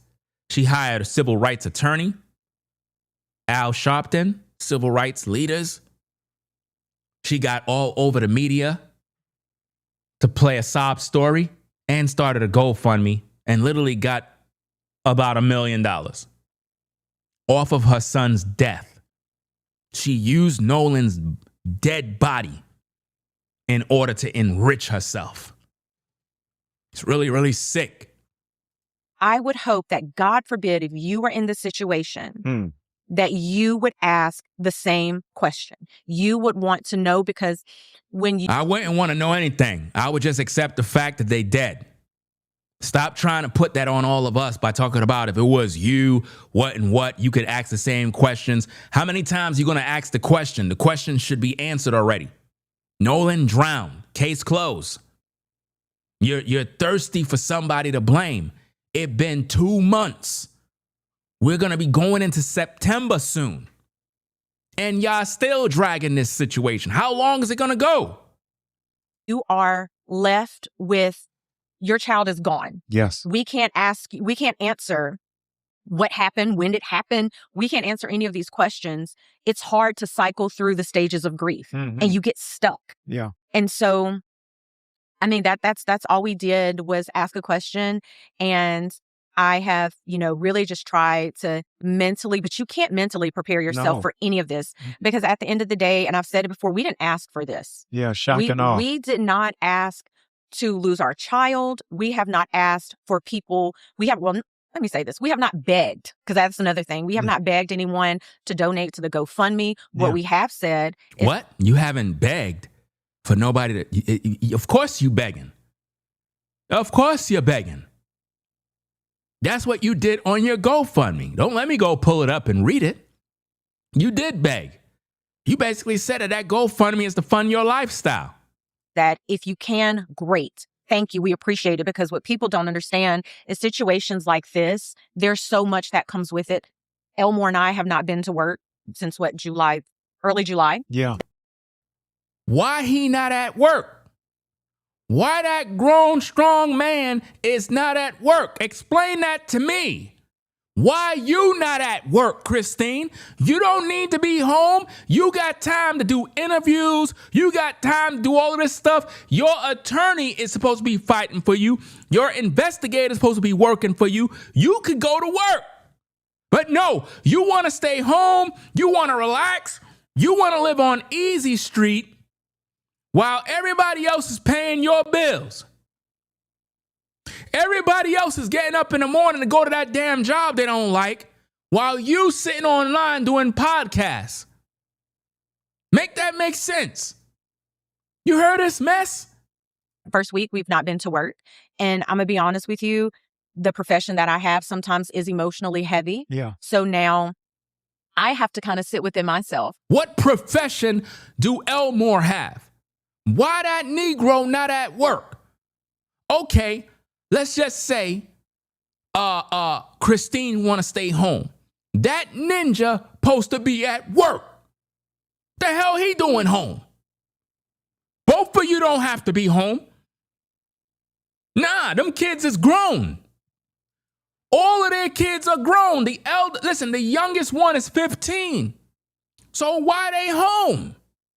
I'm thinking they home because they got babies. That's what I thought. Now it comes to find out the youngest is 15. All the others are grown. Elmore don't want to work. Elmore want to live for free. Think about this grown man sitting at home, getting up every morning. He ain't grieving. Let's just keep it real. What the fuck you doing, Elmore? Let me make sure you see me. What the fuck you doing? You a grown man and you sitting up home 2 months out of work? What are you doing? I know what you're doing. You're benefiting from that money. You benefiting from the money from the people. You don't got no disability. I can understand if you disabled, you got a disability, I get it. But what do? When are you planning to go back to work? What kind of job you got that let you stay home for 2 months? Bro, when I was on a 9-to-5, and I love the job that I had when I was in New York, I tell you guys all the time about that job. If that agency start an agency out here, like they extended out in North Carolina, fam, I would literally go and get back my job. I would literally go get back my job, fam. No doubt about it. I'll be doing that and I'll be doing content. No cap. So I'm trying to figure out what kind of job Elmore had that allowed him to take 2 months off of work. Because when I was on a 9 to 5 and I would go on vacation, I would be out for like 2 weeks. And I ain't gonna hold you, fam. When I had my regular vacations, 2 weeks, 2.5 weeks off from work, and I come back to work, everything be different. How many of y'all at your 9 to 5, you go on vacation for about a week, 2 weeks, you come back to work from your vacation, everything on the job is different. You got new workers. They change the rules. They place you in a different department. You're like, what the hell? That's my department. Oh no, we gave it to Richard. You weren't here, so we reschedule everything. So you got that. Bro, everything is different. Sometimes the workers weren't even working. Now all that workload falls on you right after you came back from vacation. Am I the only one? Y'all know I'm telling the truth. And that's when you come back from vacation. So imagine not being at work for 2 months. By the time you come back to work, do you even have a job? I would be concerned about my job. I'm out that long. 2 months? I'll be calling back every day. Hey, Derek. Yo, what's going on, man? Yo, I still work there, bro? I still got a job? Yeah. You good, bro. You said, I'm just checking in, man, because I've been out for about 2 months, bro. I don't, you know what I'm saying? I just want to make sure everything good. Paperwork still good. I'm good, right? Yeah, you good. All right, cool. I would be concerned. Let's go. And be like, okay, are we really ready for this? Are we ready to go back to that life? But it's been that hurt. No, seeing it. I that can't hurt. imagine. So they're not ready to go back to work. You heard that? So Christine is basically saying that she is not ready to go back to work. She want to live for free. That's crazy, man. So they living for free? They living up for free, fam. You got this grown man, Elmore. So he gets up every morning with nothing to do, no work. That's a miserable existence, fam. Every man, when he get up in the morning, should have something to do. But Elmore don't got nothing to do. Nothing. He gets up in the morning and he just relax because he know you guys gave them all your money. This man not doing nothing. Like, what? Oh, man, this is just bad, man. What kind of example of a man is this? And they laughing while they counting the checks. Yeah, they living the American dream. Listen, over $1 million in their bank. And we don't know how much money they got, fam. That's just the GoFundMe money. You got to remember, they also got money on the back end. Remember, Spike Lee was at the funeral. He cut a check. Tyler Perry, even though he paid for the funeral, he probably most likely cut them a check on the low key. Probably blessed them with $1 million, fam. Probably gave them a truckload of money. Because with the way these people haven't been at work in 2 months, trust and believe. I don't think it's just the GoFundMe money they got. They got more money than that, fam. And other celebrities probably gave them money on the back end. They probably got $5 million sitting in their account right now. $5 million. That's crazy, man. And they're not going to tell you what they really got. That's the sad thing about it. Mo, I'm scrolling through Instagram the other week, and they even created AIs of you buying sports cars. Oh, Yeah. we just Just saw saw that. I was Just saw like, that. what? That doesn't even look. No, Why are they worried about somebody doing AI of them buying sports cars, fam? Does this sound like a family that y'all could take serious, dog? Like, none of this stuff is important. I thought they supposed to be focusing on getting justice for Nolan Wells. They're focusing on people making AI of them buying a car. This is dumb, man. happy with my little car. Like, Yeah. I'm not trying to. But the intentionality of wickedness No, Right, right, absolutely, right. it's to disgusting. give a bad portrayal is something I've never seen No, at this level and at this height. And the end game, I think, is just intimidation. absolutely. And a lot of times when you hear cyberbullying, I'm thinking it's middle schoolers. Do you see what he just did? He said, when I heard of cyberbullying, I thought it was just middle schoolers. Do you see what he's doing, guys? Do you see how they trying to blend that in to make it appear as if though adults are being bullied? So let me get this straight. So if somebody make an AI video of them buying a car, that's cyberbullying? No, that's not cyberbullying, guys.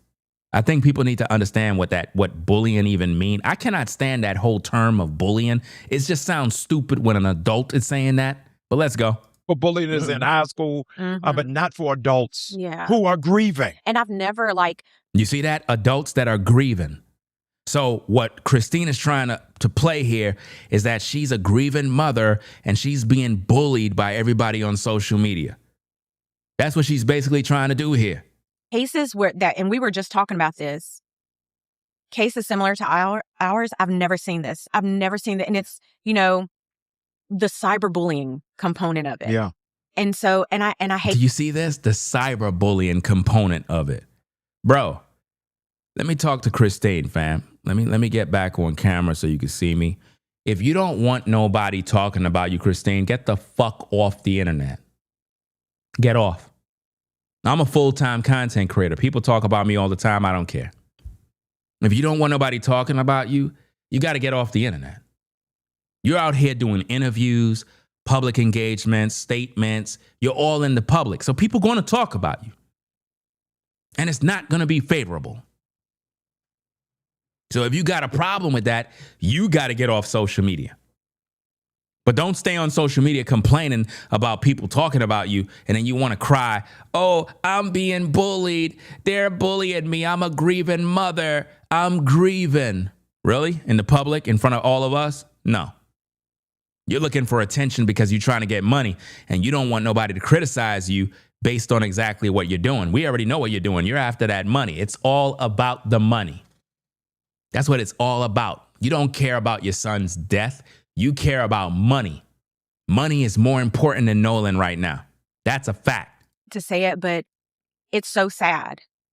Sometimes it takes you to a place. And so as I'm sitting here experiencing this, I think about kids, particularly in our community. Stop the damn lying. You ain't thinking about no damn kids in the community. You ain't thinking about no black kids in the community because she's not talking about white kids. She's really not. If you listen to her very carefully, she said kids in our community. She's talking about black kids. But in order to save face so she don't look like a racist, she's going to bring up a case of somebody that's white in order so nobody don't look at her like a racist. I could read this woman so easy, fam. It is easy to read this woman. Let me rewind it back a little bit. Let's check it out. I think about those situations and I'm like, my God, feel like sometimes I'm barely holding on. Wow. Hold on, let me rewind it back a little bit more. Let's go. And so, and I hate to say it, but it's so sad. Sometimes it takes you to a place. And so as I'm sitting here experiencing this, I think about kids, particularly in our community. Kids in our community. You heard that? Kids in our community. She's talking about black kids. At this point, she's talking about black kids only. She refused. She left out the white community. The Asians, she left all of them out. She's focusing on black kids. Even though she's not a black woman, she's trying to focus on getting the emotions of black people. Let's go. Watch, she cleans it up. Watch this. Her name was Aubrey Wyatt. I think about those situations and I'm like, my God, feel like sometimes I'm barely holding on. Wow. Just thinking from a. Now, she just said, Aubrey Wyatt. Right? Now, let me bring it up. Remember I said she's trying to clean it up because what she did is she focused on black kids, but then she had to clean it up, right? So let's look at what she did. Aubrey Wyatt, you see that? 13-year-old middle school student who died by taking their own life September 4th, 2023. You see that? Her mom, Heather Wyatt, has campaigned against bullying. Do you see what she's doing?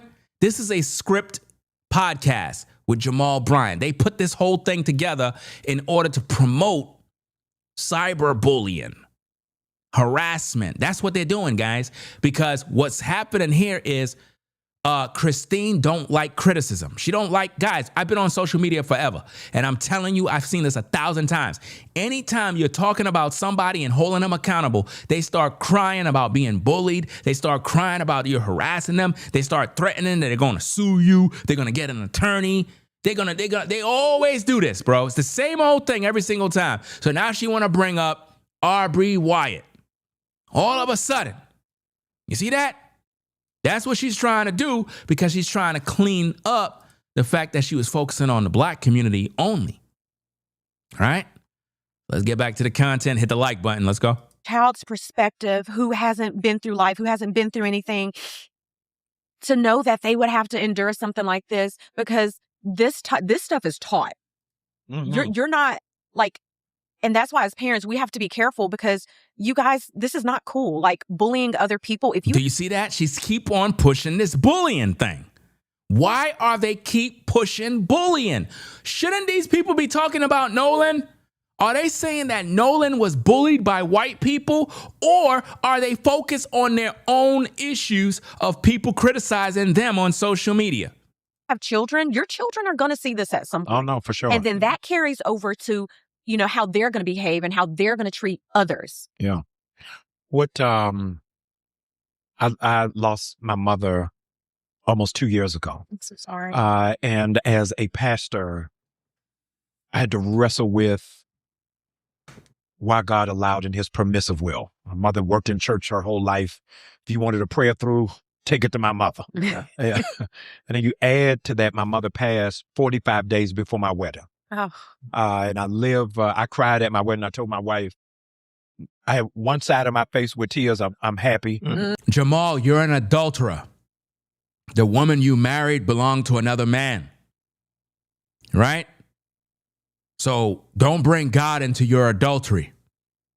A lot of these pastors are adulterers, fornicators, wicked men. About getting married. The other side of my face, I'm crying because I looked on that front row and my mother wasn't there. Tell me about how your prayer life has been. How are you talking to God, and what are you saying to God in these moments? God is not in this, Jamal. Yeah, you listen. A lot of religious folks, man, I tell you, man, religion is like, it's one of them things, fam, where people use religion to cope with life issues, but they're not really thinking logically.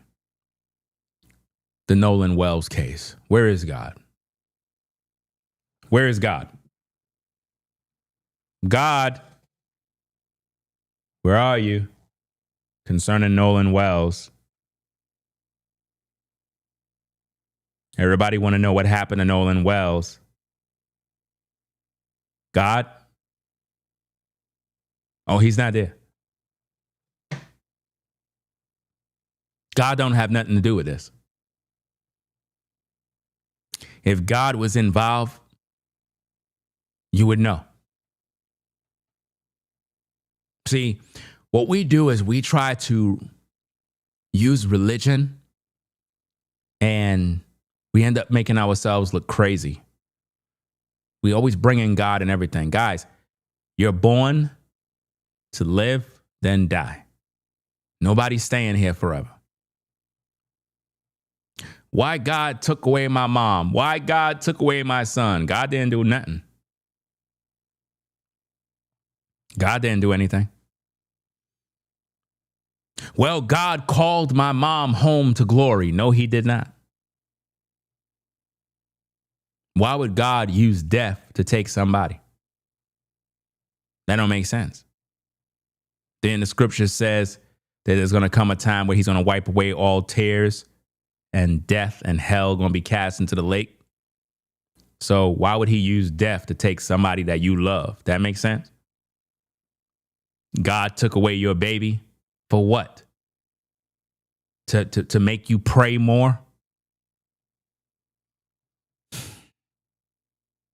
People always being religious when it comes to stuff like this, but yet the case of Nolan haven't been solved. So where is God? If everybody's praying, where is God?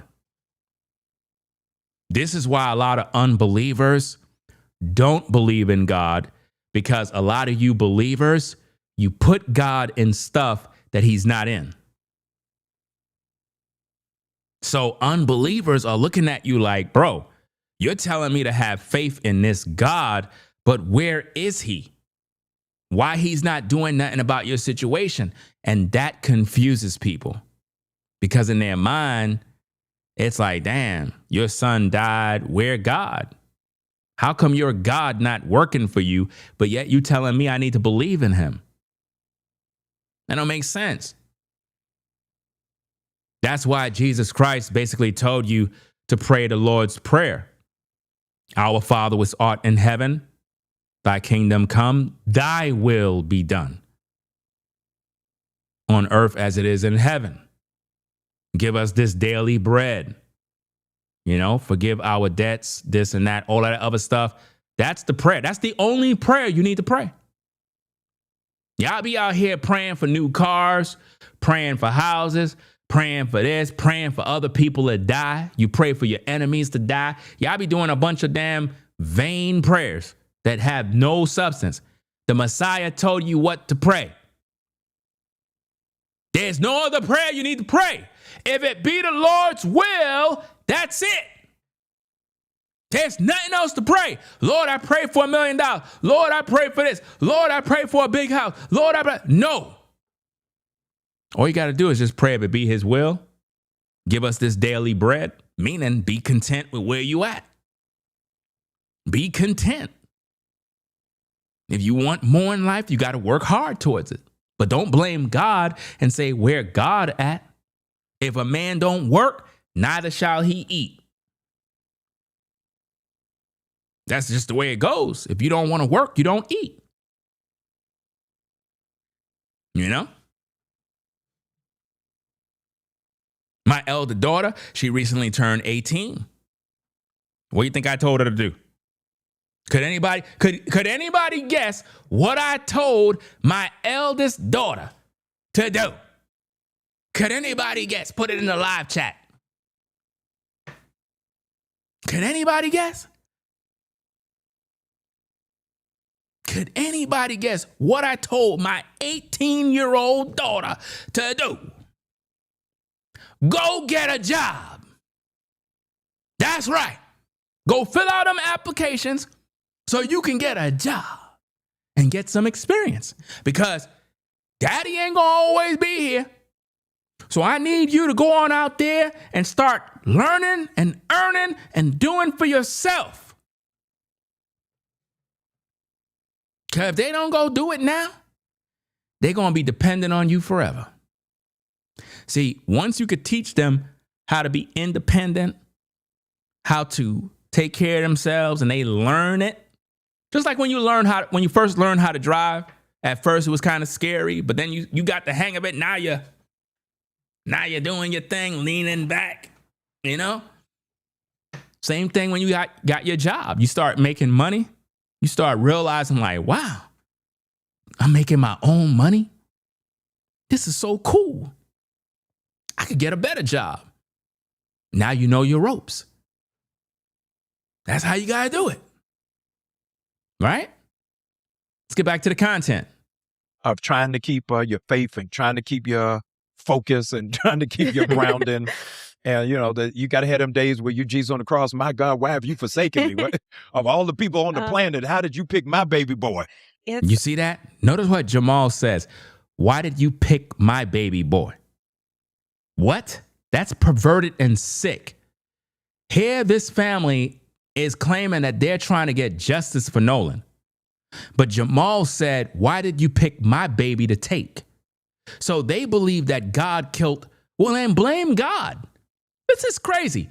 People believe that Jamal is basically saying that God took Nolan out. Well, why are y'all praying? And why are you hiring Ben Crump and all these other hypocrites if you believe God took Nolan? Do you see why religion is bad? Do you see, guys? This is sick. They're talking about they're getting justice, but they also believe that God took Nolan. Ain't that dumb? That's what religion does to you, man. The prayers have been very interesting. She's being fake, man. They've been very interesting. And I've always been one, and this is something I tell my patients who've gone through grief, if you are of faith, if you are a person of faith, I was like, please understand that God knows. He understands our heart. He sees what we're going through. So really? So why he ain't doing nothing? If God see what you're going through, how come he ain't doing nothing? You know why? Because you ain't doing nothing. A lot of people always asking, when God, when, why God, why, when we not doing nothing. You got to do something.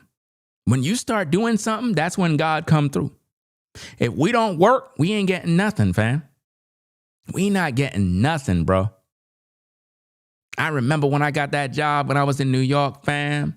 I remember like it was just like it was yesterday, bro. And I've been there for years, man. Many, many years, bro. Literally about like 18 years, bro. And I remember when I first got it, I didn't reach the top level yet, but I started at the bottom of the totem pole. And I remember I saw some guys outside working, some brothers. And I was like, you know what? Let me swallow my pride and go over there and ask those brothers, man. They were working hard at work. And I just kind of said, hey, yo, bro, I can ask you guys a question. Like, sure, what's going on, bro? I was like, hey, man, I see you guys out here working all the time. And you know what I mean? I want to know, like, how can I get this job, bro? You know what I'm saying? I need to eat. You know what I mean? I don't mind doing this kind of work. You know what I mean? And then one of them was like, yo, okay, cool. You really want to do this? I was like, yeah, no doubt. All right, cool, man. Hey, here's this number. Contact this number here. You got to go downtown Brooklyn. You got to go here, go there. Woo, woo, woo. I went and followed all them instructions. Took some assessment tests. Next minute, had to go in through some job training. Did some things for like about, I think like 3 months and whatnot. You're not getting paid for nothing. It's like you had to travel. You got to do all this stuff. Hey, you want to grind. You want to get there. You got to do what you got to do. And eventually, I got called. You know what I'm saying? Fam, I remember, now watch this, fam. I remember all the way back when I had to go to Goodwill, bro. Do anybody know what Goodwill is? Anybody remember that? Like if you're in New York, you know what that is, fam. I had to go there. I still got my Goodwill card, bro, to remind me where I came from. I still got it, fam. One of these days, I'm going to show you guys on camera. You're going to be like, oh, snap. Yo, Ringo got a Goodwill card? Yeah. You know what I'm saying? I used to have to go there in the morning, job search, this, that, boom, boom, boom, boom. But the thing is, Goodwill didn't get me that job. I did that. Goodwill didn't get me that job. That was a high-paying job. I did that on my own because I saw these brothers. I asked them, and next minute, I got put on, bro. Went back to the Goodwill. I was like, yo, I'm good. I went back to Goodwill. I was like, yo, I'm good, bro. I ain't coming back here no more, bro. And I was on from there, man. And I started moving up in the company, moving up, taking all the civil service exams, and finally got to a job title that is well respected and it earns you money. And it was a fight, but that didn't happen because God just said, here you go. I had to go work for it. I had to study. I had to take exams. I had to get up in the morning. I had to travel. I had to be determined. You see what I'm saying? So anything you want in life, you got to go get it. And when you go, that is when God begin to open up the doors. That's how God works. He's not just going to say, here. As you go and you start to work, things will open up. It's just like me doing content, right? I do content, I'm working. By me doing that, people that view my content and they rock with me, they'll send some support in. They'll be like, yo, Ringo's working. Boom, boom. Do you see that? But watch this. What if I didn't work? What if I didn't come on? They would have never supported. You see that? As I work, doors open up. That's just the way it goes, man. Everything in life works that way. As you work, doors open. So when you listen to Christine, the way she's talking, she's just being religious now. She's being religious because God is not involved in this. In order for her to get any sort of results in this, she got to let go. She's dragging this thing on, blaming somebody. God didn't speak to her. God, listen, if she was listening to God, God already told her to end this mess and move on. Let's let it go. Nolan is gone. You trying to blame somebody. She just can't let go. She want to drag this thing on, and it's hurting a lot of people, and it's dividing Mississippi. It's just causing a bunch of problems. That moment, if you need to question and you need to ask, understand that you're not doing anything wrong. That's right. And I've done a lot of that. I've done the why Nolan? Why this? Why take away this person? Uh-oh. This child who only wanted the best for people, who was this light, who always wanted people to be happy. And that's what we need more of. And I'm just like, why did you have to take him? Why did you have to take him? So she's blaming God. She's blaming God, but telling you guys that she's seeking justice. Guys, this don't make sense. She's blaming God, but got Crump out here and Al Sharpton blaming white people. Christine just confirmed who killed Nolan. It was God. God killed Nolan. We got the answer, guys. It's solved. There you go.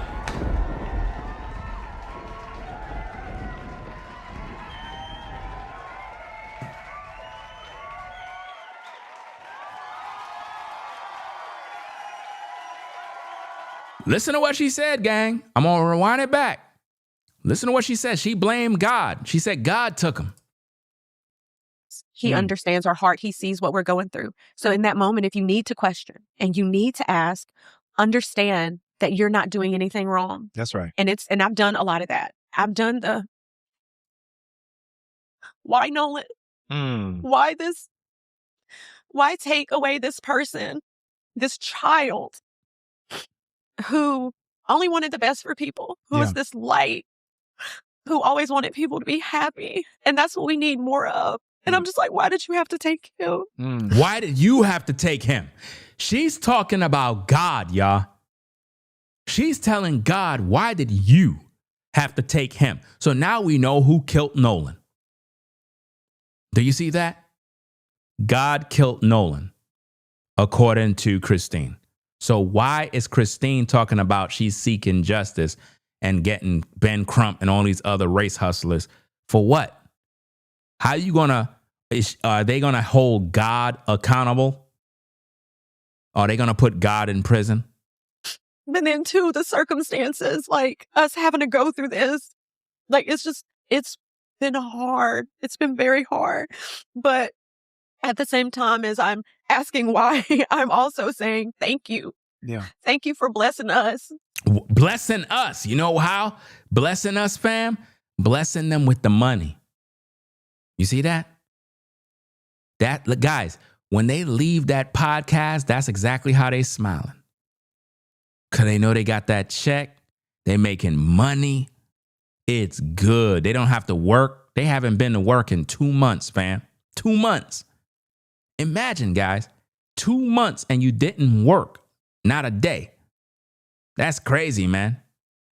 to be his parents, for giving us this child who has united so many people of different races and faiths, not just in the U.S. And notice, she's being all emotional, and you got Elmore sitting there like a dunce. Notice, Elmore shows zero emotion, no tears, no crying. It's like he's high on some drug. Have y'all noticed that? But, messages we're getting from overseas, Yeah. I'm thankful for that. But it doesn't take away the hurt. No, I got it. This has really been no longer your family issue. It's not even any longer a Mississippi issue. It has become an American issue. What? An American issue? This ain't no American issue, Jamal. This is a grift. Christine and Elmore are grifters. They're after money. That's what they want. They want more money, more money. So she's up there acting like she's crying so she could get the money. That's what she's after. This is sick.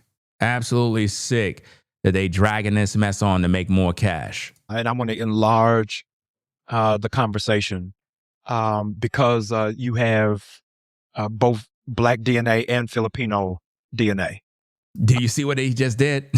You have Black and Filipino DNA. No, she's Filipino. Stop saying Black. Stop, man. I'm disgusted by the fact that they are pushing this woman like a Black woman, bro. Where's all the Filipinos that are supporting Christine? Where's the Filipino community? Where are they? Where's the Filipino community? Because it seems like the Black community are the ones that's funding this family. The Filipino community is not. And it could be any of our children. Absolutely. Yeah. No, it can't be any of our children. I rebuke that. You understand? Putting curses. That's what they do. Anytime you hear people say that could be any of our children, that's a curse. You got to say, I rebuke that in Jesus' name. You understand? Don't let nobody put their curses on you. These witches and warlocks, they love doing that.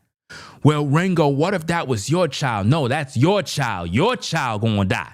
Don't put that on mine. Put that on your child. And when you say that to them, they're going to get upset. Why are you saying that about my child? They're going to get upset. Why? Because now they're going to feel how it feel when they saying it about your child. Those are curses. And so has the Filipino community said anything in response to this?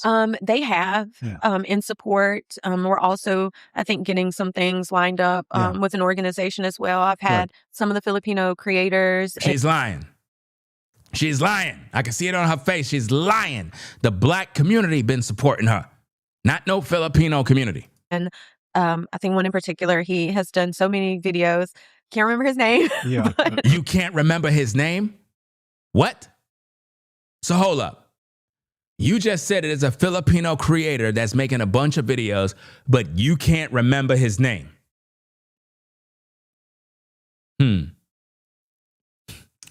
If you can't remember his name, then you don't even know what he's talking about.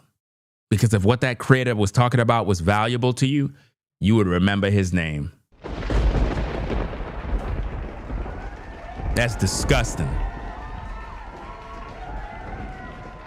She don't even remember the creator's name, guys. This is sick. Absolutely sick. But just really kind, just advocating, advocating for justice. That's great. For answers, which again, at the end of the day, I don't care about the rest. Yeah. You can say what you want to say about me. You can do, try to tear me down. Notice she said you could say what you want to say about me. You could tear me down, but she was just talking about cyberbullying. But that is not going to take my voice away. Yeah. You're not going to break me to where I can't advocate for my child. Yes. It's not happening. And by the grace of God, we will get answers and we will get justice. You will. Yes. For those. She just said that God killed her son. Why did God take him away? Now she said that God is going to give her answers. Guys, this is madness. This is complete madness, guys. Who don't watch Law and Order. They missed a couple of episodes of Judge Judy. Notice they're laughing and giggling, guys. This is not about Nolan Wells, fam. This is not about Nolan Wells, bro. These folks are focused on making money, y'all. I told y'all, man, this is about money. Y'all keep getting mad at me, fam. Let's go. Hit the like button. No Hill Street Blues. Give us a crash course, either one of you, on why you want the DOJ to get involved. Well, from the beginning, just premature statements before an investigation was made. Yeah. That, along with stuff that was told to us, which was out of character, but the premature statements and then just the way that people were moving, it didn't seem trustworthy. And my wife that day, she pulled me to the side and she said a prayer that whoever we need. This is just so fake, man. Look at her face. She's being fake, y'all. Whoever needs to come into our life to help us navigate this, to bring them forth. And he brought us Ben Crump and his team. He brought us Ben Crump and his team. Ben Crump didn't just come to you like that. Nah, man. This is crazy, bro. I say this because I've seen this too. His team never reached out to us. Attorney Crump. Attorney Crump's team, where's the camera? Attorney Crump's team did not reach out to us. Yes. You're lying. You're lying. And here's another thing. Watch this, gang. Watch this. If Ben Crump and them didn't reach out, then it's worse than we thought. If Crump did not reach out, then this is worse than we thought it was. She started the GoFundMe on July 6th when Nolan's body was removed from the water. And then she reached out to Ben Crump because she wanted to make it a race issue. It's worse than we thought.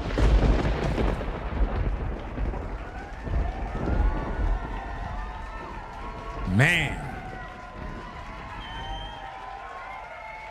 That means she strategically plotted and planned this thing out. She thought it over. We could make a lot of money, man. We make this a race issue. We could hire Crump, get Al Sharpton.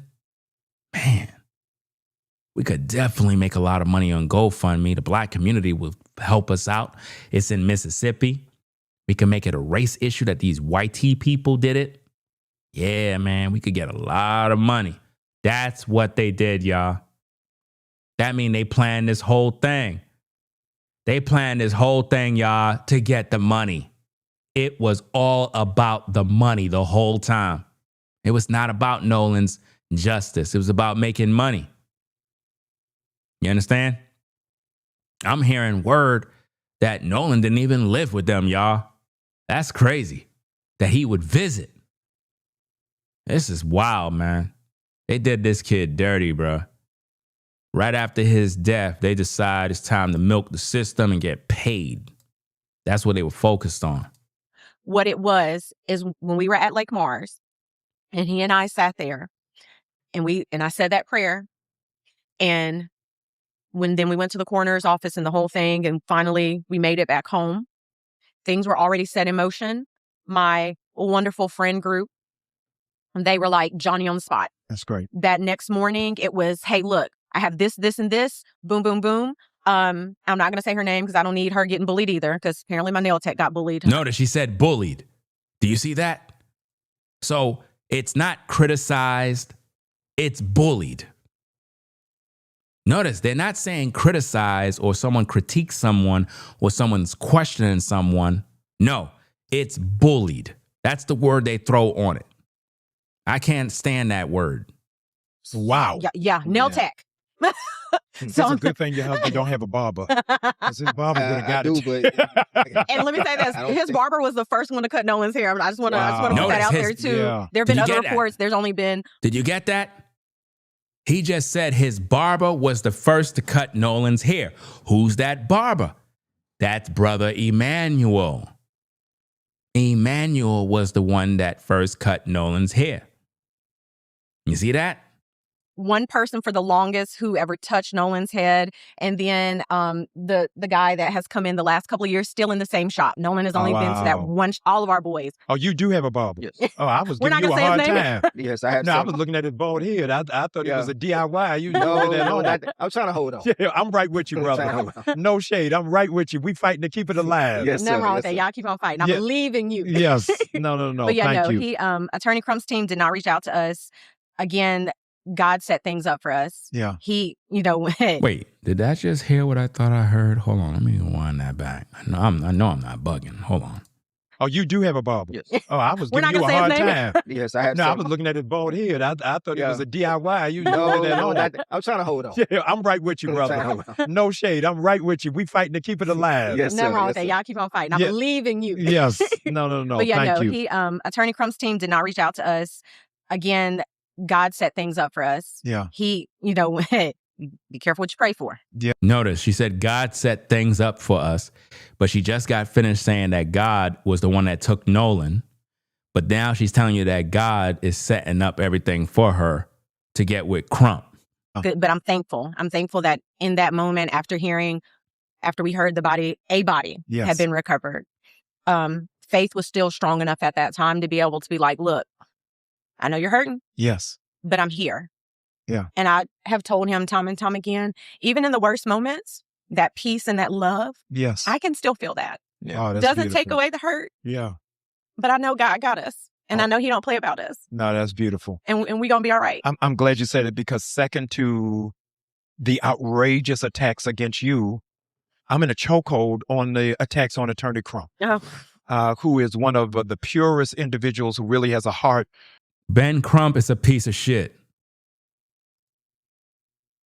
Tell him Ringo TV said it. That man is an ambulance chaser and he's a race hustler. I've never seen Ben Crump in the black community fighting against black on black crime, gang violence. You never see him at the projects. You never see him. He's just chase ambulance all the time. Anytime you see a black family or anybody that appear to look like they black and it had something to do with a white person, you'll see Ben Crump with his cape. That's just how he is. He's not a good person. For people, and really, I think law is his ministry. It ain't even his profession. Absolutely. 'Cause I'm like, Crump, how do you remember all these people's names? I mean, he called them like he a Baptist pastor, just giving the announcements, and has really been committed. So I'm grateful for you to do it. Absolutely. There's been a trend on Instagram where people are giving their phones to 4-year-olds and describing who is their favorite person, and just seeing the kid light up as they talked about them. I want you not as describing the tragedy or the 4th of July or the boat or the island. I want you to take a moment, both of you, to just describe your son. Talk about your son, who he is, who you saw him becoming. What were your hopes? What were your prayers? What was his personality like? A lot of people have reduced him to a hashtag or to an incident, and I want you to tell us about who he was as a young man. They do this stuff, guys, to trigger emotions. This is like hypnosis almost. I can see the play. It's all scripted because it's designed to trigger emotions to make her start to act. Let me say, when we first started dating, we had an argument or whatever. And Notice this woman is a narcissist, guys. You can't see it. There's no tears on her face, but then she bust out and started laughing. we were sitting in the closet, like had the lights off, and we was trying to talk to our problems. You said you were sitting There's no tears on her face, y'all. And she keep wiping with this tissue. in the Yeah, closet? we were sitting in the closet. Yeah. Okay. Just talking, just trying to be in a dark, quiet place so we can talk. Okay. Calm environment. And Nolan, Why would you want to wipe away your tears? That's another thing. Because if anything, you would want your tears to run down your face so that the world can see it. But she know there's no tears there. So she got to keep using this tissue. What are you using all this tissue for? Like, this doesn't make no sense. It ain't like she got a bunch of makeup on. She don't want to mess up her, what is that stuff them women use on their eye? That black pencil thing, whatever. I don't know what the hell y'all be using, but y'all know what I'm talking about. It's not like she's wearing this makeup and she's trying to keep her eye from running a streak of black pencil mess. Like, she's fake, y'all. He was running around the room, and then he ran across the closet door, and then he stuck his head back inside the closet and looked at us. And I said, "What you doing, boy?" So he just sat there and smiled for a minute. Then he steps into the whole door, and I've said this before, but remember the dance stinky leg? Absolutely. This child did stinky leg. He was, and for us, that's the first time that we say he created it. Oh, yeah. But Do you see how she's being fake, fam? Guys, this is fakery. This woman is a full-blown narcissist and an actor. Look at her face, fam. There's no tears on her face. She keep acting like she's drying her eyes. So this woman is crying all day, shedding tears. But Elmore never sheds a tear. You never see him get emotional. Like, you never see anything on this man. So it's like, it's just weird. If anything, we need to pay more attention to Elmore than Christine. Christine's using all of this theatrics to hide the truth that Elmore don't have no soul. That man he's not shedding no tears. He don't see his eyes watering. You don't see nothing, fam. Y'all remember when Kobe died, y'all? Y'all remember when Kobe died and everybody was crying for Kobe? All the NBA ballers, Jordan, everybody was crying for Kobe. Jordan had all sorts of tears coming down for Kobe. Tears like crazy. Even with the tissue couldn't stop. Listen, when Jordan was crying for Kobe, the tissue couldn't stop the tears. Come on now. Y'all know what I'm talking about, fam. When you really crying for somebody that you got love for, bro, that tissue is not enough.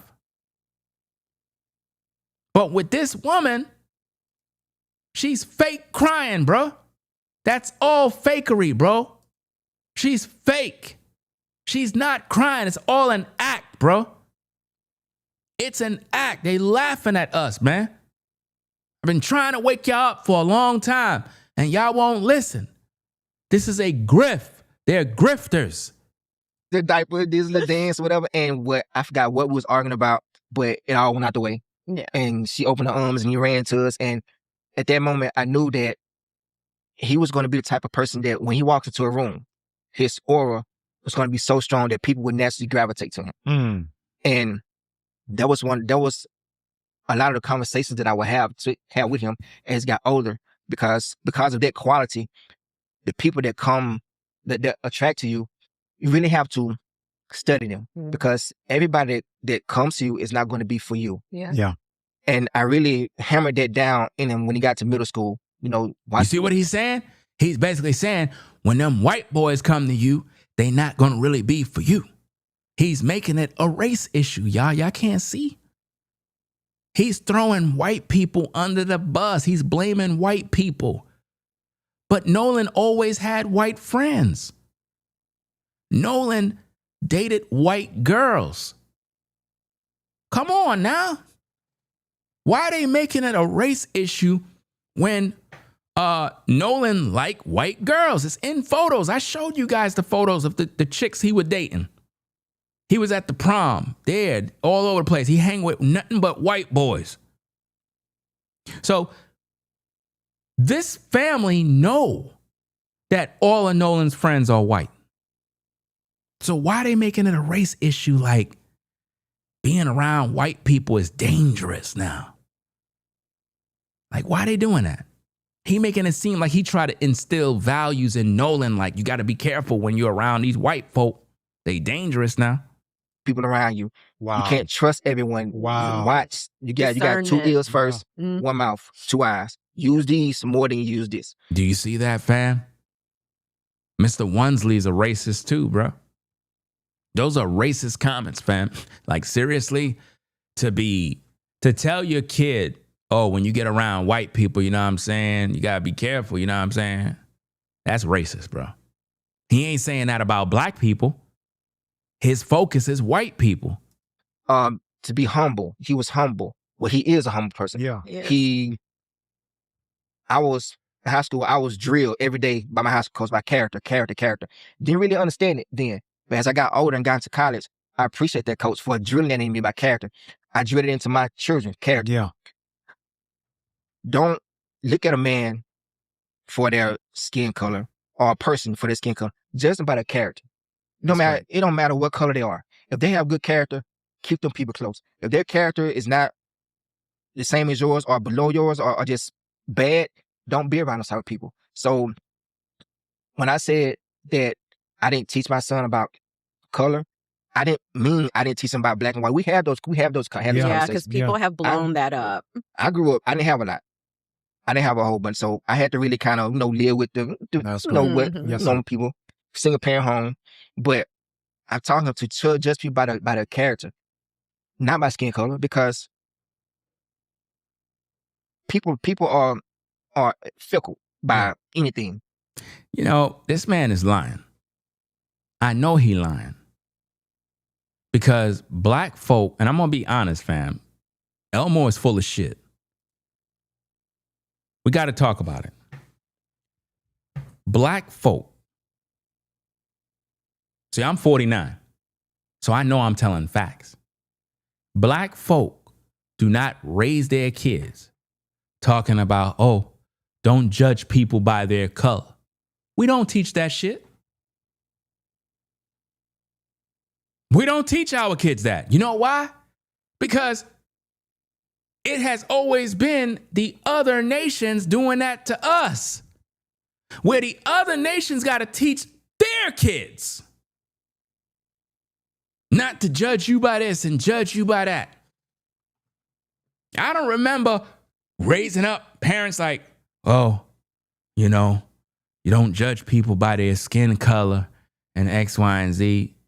That's not, black folk don't teach that. We already know not to do that. That's built in us. That's built in us. We already know. We don't need nobody to teach that. We don't need nobody to teach us that. That has always been in us to treat everybody right. Nobody had to tell us, oh, this person is this, that person is that, treat them this way, that way. It has always been the other nations who would look at us in a bad way based on skin color. And it got to the point where a lot of white parents, Asians, this, that, had to teach their kids. Don't do this, don't do that. Don't follow your friends.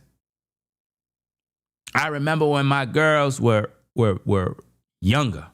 I'm talking about between the ages of like what?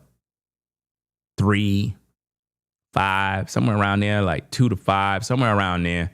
Somewhere in that bracket between 2 to like 7, somewhere in that bracket. And I remember taking them to the park. And it was this one day when it was small. And you had a white boy. So the white boy was playing in the spot first. We came to the park. My girls ran over there. They started playing with him. It was like nothing. The kids play. Kids don't start looking at you like, you're black. You're white. Kids don't do that. When kids go to the playground, they just play. They see a kid running around, they running around with a kid. Doesn't matter if they Asian, black, white, they don't care. They just want to play. Just want to have fun. So the girls are there, they playing around. Next minute, the white lady called her son over. Come. And you could look and read the room. Next minute, the boy never returned back to where the girls were playing. He ended up sitting by where the bench, where the mom was, and he was kind of playing around there. And I'm like, really?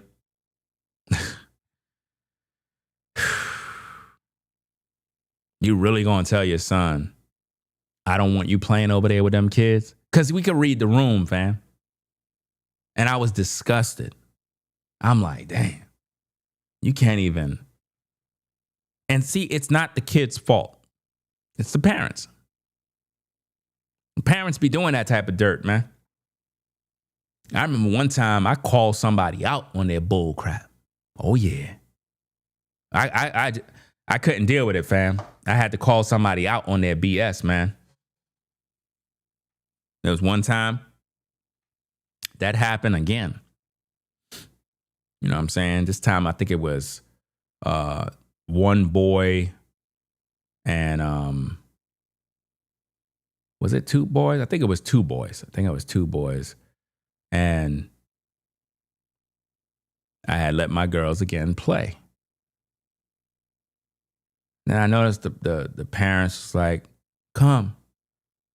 And they were more towards the exit of the park. And they didn't let the kids come back. But the kids was playing by the bench again. So I said, you know what, let's leave. But when we leaving, we had to pass them. So as we passing, I just told the person straight up, I'm like, excuse me, did you move your children because they were playing with my girls? You know, you shouldn't do that. These are kids. Like, they were playing good. I could read you. I already know what you're doing. You really need to teach your kids the right way, because what you just did right there, even my girls figured that out. They already know. And I know when I said that, it messed them up inside, because that's some serious hate, man. That's next level hate right there. And it's just really, really sick. Now, that wasn't the case with everybody. You had some white folk, they let their kids play, and it's no issues. You know? No issues at all. Even out here, go to the local park. I remember a couple of times, take the girls over there. You know, they're bigger now, but nonetheless, take them over there. There'd be some other kids, white kids in the park. They're there playing. I'd be like, go ahead and play. And it is what it is. They just there playing. Their parents be there. You don't see their parents moving the kids and doing all this stupid stuff. They don't do all of that mess. They just because these kids are in the community. They're going to cross path. You can't be doing all of that dumb stuff, man. Or they might run into each other in school. And a lot of times dumb stuff happen in schools. It ain't perfect, guys. It is not perfect. Sometimes my girls hear things in school that is not nice. It's not nice. But at the same time, I let them know, don't let things get to you. Understand that some people are just not taught right.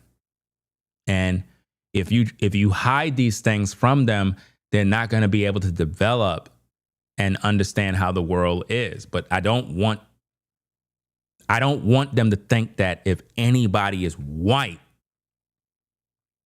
that something's wrong. They're out to get you. They're racist. No, it's not that way. You might have a knucklehead every now and then that do dumb stuff. But at the same time, don't let anybody get you upset. Don't let things get you upset. And don't make it a race issue. Because once you do that and they know, like if somebody's teasing you or doing something or whatever the case is, and you let them know it's bothering you, they're going to keep doing it. When you just ignore it or tell a teacher or whatever the case is, it literally rectify the situation. And it won't happen again because you addressed it. You can either address it by telling a teacher, or you can address it by just ignoring people. I like ignoring people. It works all the time. Silence is a killer for some people. They can't deal with it. And you see all the time families separate because this family member did this. Now everybody in the family's mad. And then you have this outsider who acts more like a family member than your own brother. So I always taught them to judge people by their character. So when people say, I'm telling my son not to judge, I see color is not that. I'm telling my son to judge you by character and keep a small circle. You know, just be a good person because when people first see you, they're going to judge, they're going to see your appearance. Yes. But the first thing come out your mouth and the way you act, your character is what they're going to remember about you. Yep. So he was on his way to do some great things, man. He really put in the work, and it's going to be hard because his first game was the 31st. Would have been his first game. Yeah. So, Yeah. Mom, tell us about your son. The sweetest kid. yeah. I am. Do you see the theatrics coming in? Do you see it, guys? Do you see what she's doing? The emotionalism? I'm going to miss his big, beautiful smile. Yeah. No, that's great. He's just, and I've always said it, he just had this ease about him. Yeah. He was able to just make people feel so comfortable. They didn't have to worry about him casting judgment on them. Do you see how she's trying to make it seem as if though he don't cast judgments, he's perfect. He's perfect. He don't do no wrong. That's what she's painting. It's an illusion. Let's get back to it. He was just a great kid. That's beautiful. He was a great kid. And he really did. Like when I say he wanted the best for everybody, like even us as his parents, even though we were much older, Yeah. just your biggest cheerleader. No, it's great. Nolan is the person that you would want to meet every lifetime. Wow. You would want in your corner for every part of your life. Yeah. And that's if Do you you see how she keep playing with the emotions to get you in your emotions? That's what that podcast was designed to do. To make the world believe this is a broken mother who's grieving and hurt and broken. We need to send her more money. genuinely his friend and if you genuinely loved him, because this is the thing, Nolan was going to always be kind. Like he just had a very gentle spirit about him. No, that's great. And I always say he really was the best parts of me. Wow. Wow. And now we don't have that Yeah. physically here. Yes. What an incredible memory, an incredible legacy. It's like she's trying to force herself to cry, fam. That's all I'm seeing. She's trying to force it. She's trying to force emotion. This is sick, man. She should be ashamed of herself for playing this game in public, man. I want to, Nolan was 5 of the 6. He's the knee baby.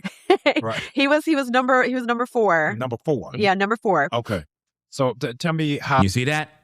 Nolan was number 4. See, the other 3, remember, the other 3 that was given to the other baby daddy, they were before Nolan. You see that? Nolan was number 4. And then the other 2, wait. Yeah. Nolan was number 4, then the other 2 she had with Elmore. So it looked like she got 3 baby daddies. Oh, dad and mom, do you navigate for these younger 2 to not be hyper paranoid, hyper vigilant? Are you in a space where you're okay for them to go out, or you now having to be mother hen? I was already mama hen like, and it's funny because like even Imagine that. I'm looking at your comment. Hold on a second. Wait a minute. Where is it? Where that comment? Max Gadget says she keep going in and out. No, not that one. Where is it? Where's that comment? Oh, it's Blue Eye Bandit. She's just thinking about the career Nolan had in his future. Now she's cut out. Wow. Come to think of it now, when you think about it, man, could she be trying to get money off his death because she figured he was supposed to get into like possibly the NFL, college football, whatever the case is. And she probably like, man, he was supposed to be making a lot of money to take care of us. Well, since he's gone, might as well set up this GoFundMe and I could get all my money that I always wanted off my son. That's sick. That is sick if that's what she's doing, bro. Because you got a good point. She's just thinking about the career Nolan had in his future. Now she's cut out because that money he was going to be making, she was supposed to benefit. So it's almost like she's benefiting off Nolan now that he's dead. In other words, he dead, yeah, but I'm going to get this money. I'm going to get this money off of him even while he dead. That's sick. Kids would obsess over Life 360, like watching us. Yes. This was something Nolan did a lot too. He would Yeah. call, Ma, yes, baby. What's up? What's going on? What you doing? Nolan, I know you're looking at Life 360 right now. Where am I at? No, I'm not. I'm not. But hey, since you're out, can you bring me da-da-da-da? Right. Like, it's just, gosh, gonna miss that kid. Like, Yeah. going to miss him. He just was just so naturally funny. And, you know, being able to raise. She's a narcissist, fam. She's out of touch with reality, too. And Elmore is just like her. They're both narcissists. That's why they work together. An incredible child Wow. is Now a blessing of its own. Now she being emotional now. That's beautiful. Then she's Dad laughing. going to college. What was he wanting to major in? What did he want to aspire to be? It actually changed. It's saying Do you see how she's laughing, guys?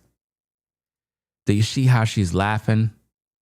This is funny to her, y'all. This is sick. She's literally laughing. Man, I tell you, bro. I really She's not grieving, y'all. This woman is running a play right in our face.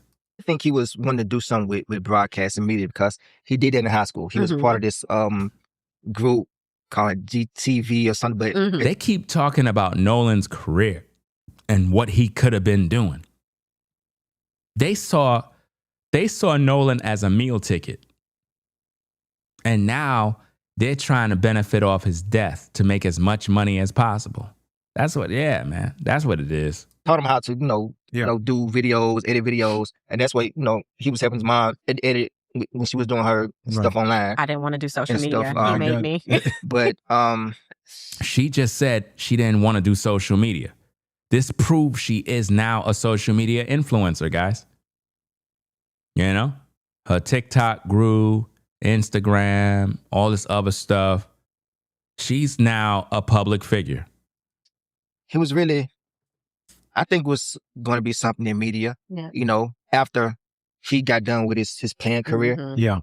Like I said before, he from the time he got home in May, whenever that was, Yeah, May. he was training. Mhm. I set him up with trainers Wow. to work out. So that whole month of June and July, he was training because his thing was that come December, I'm going to be out of there. I'm going to be somewhere else. Your mom, we're not going to worry about anything. He wasn't staying at the house, y'all. Are y'all seeing this? He wasn't staying at the house. Nolan was somewhere else. That was his big thing. Always, Mom and Dad, when I make it, y'all don't have to worry about nothing. You see that? Ma, when I make it, y'all don't have to worry about nothing. Christine was banking on Nolan to be successful so she don't have to work, guys. Similar to right now that she's not at work, that's exactly what she was looking for with her son. This is crazy, man. Both of them are sick.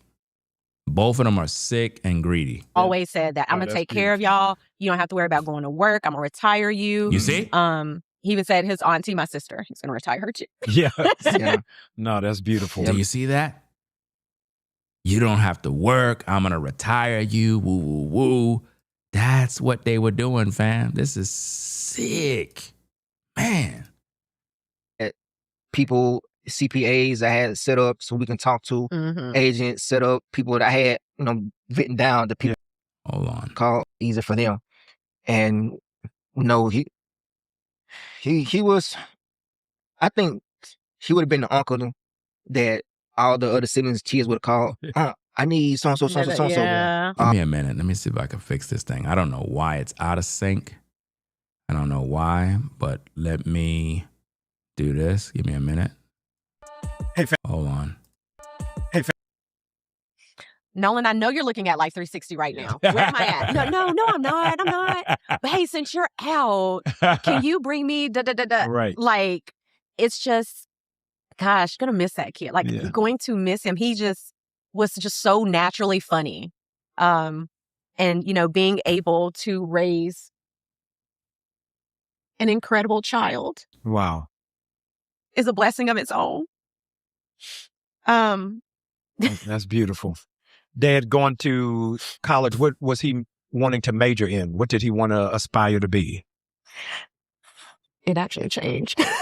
It's saying. I really think he was wanting to do something with broadcast and media because he did that in high school. He was part of this group called GTV or something.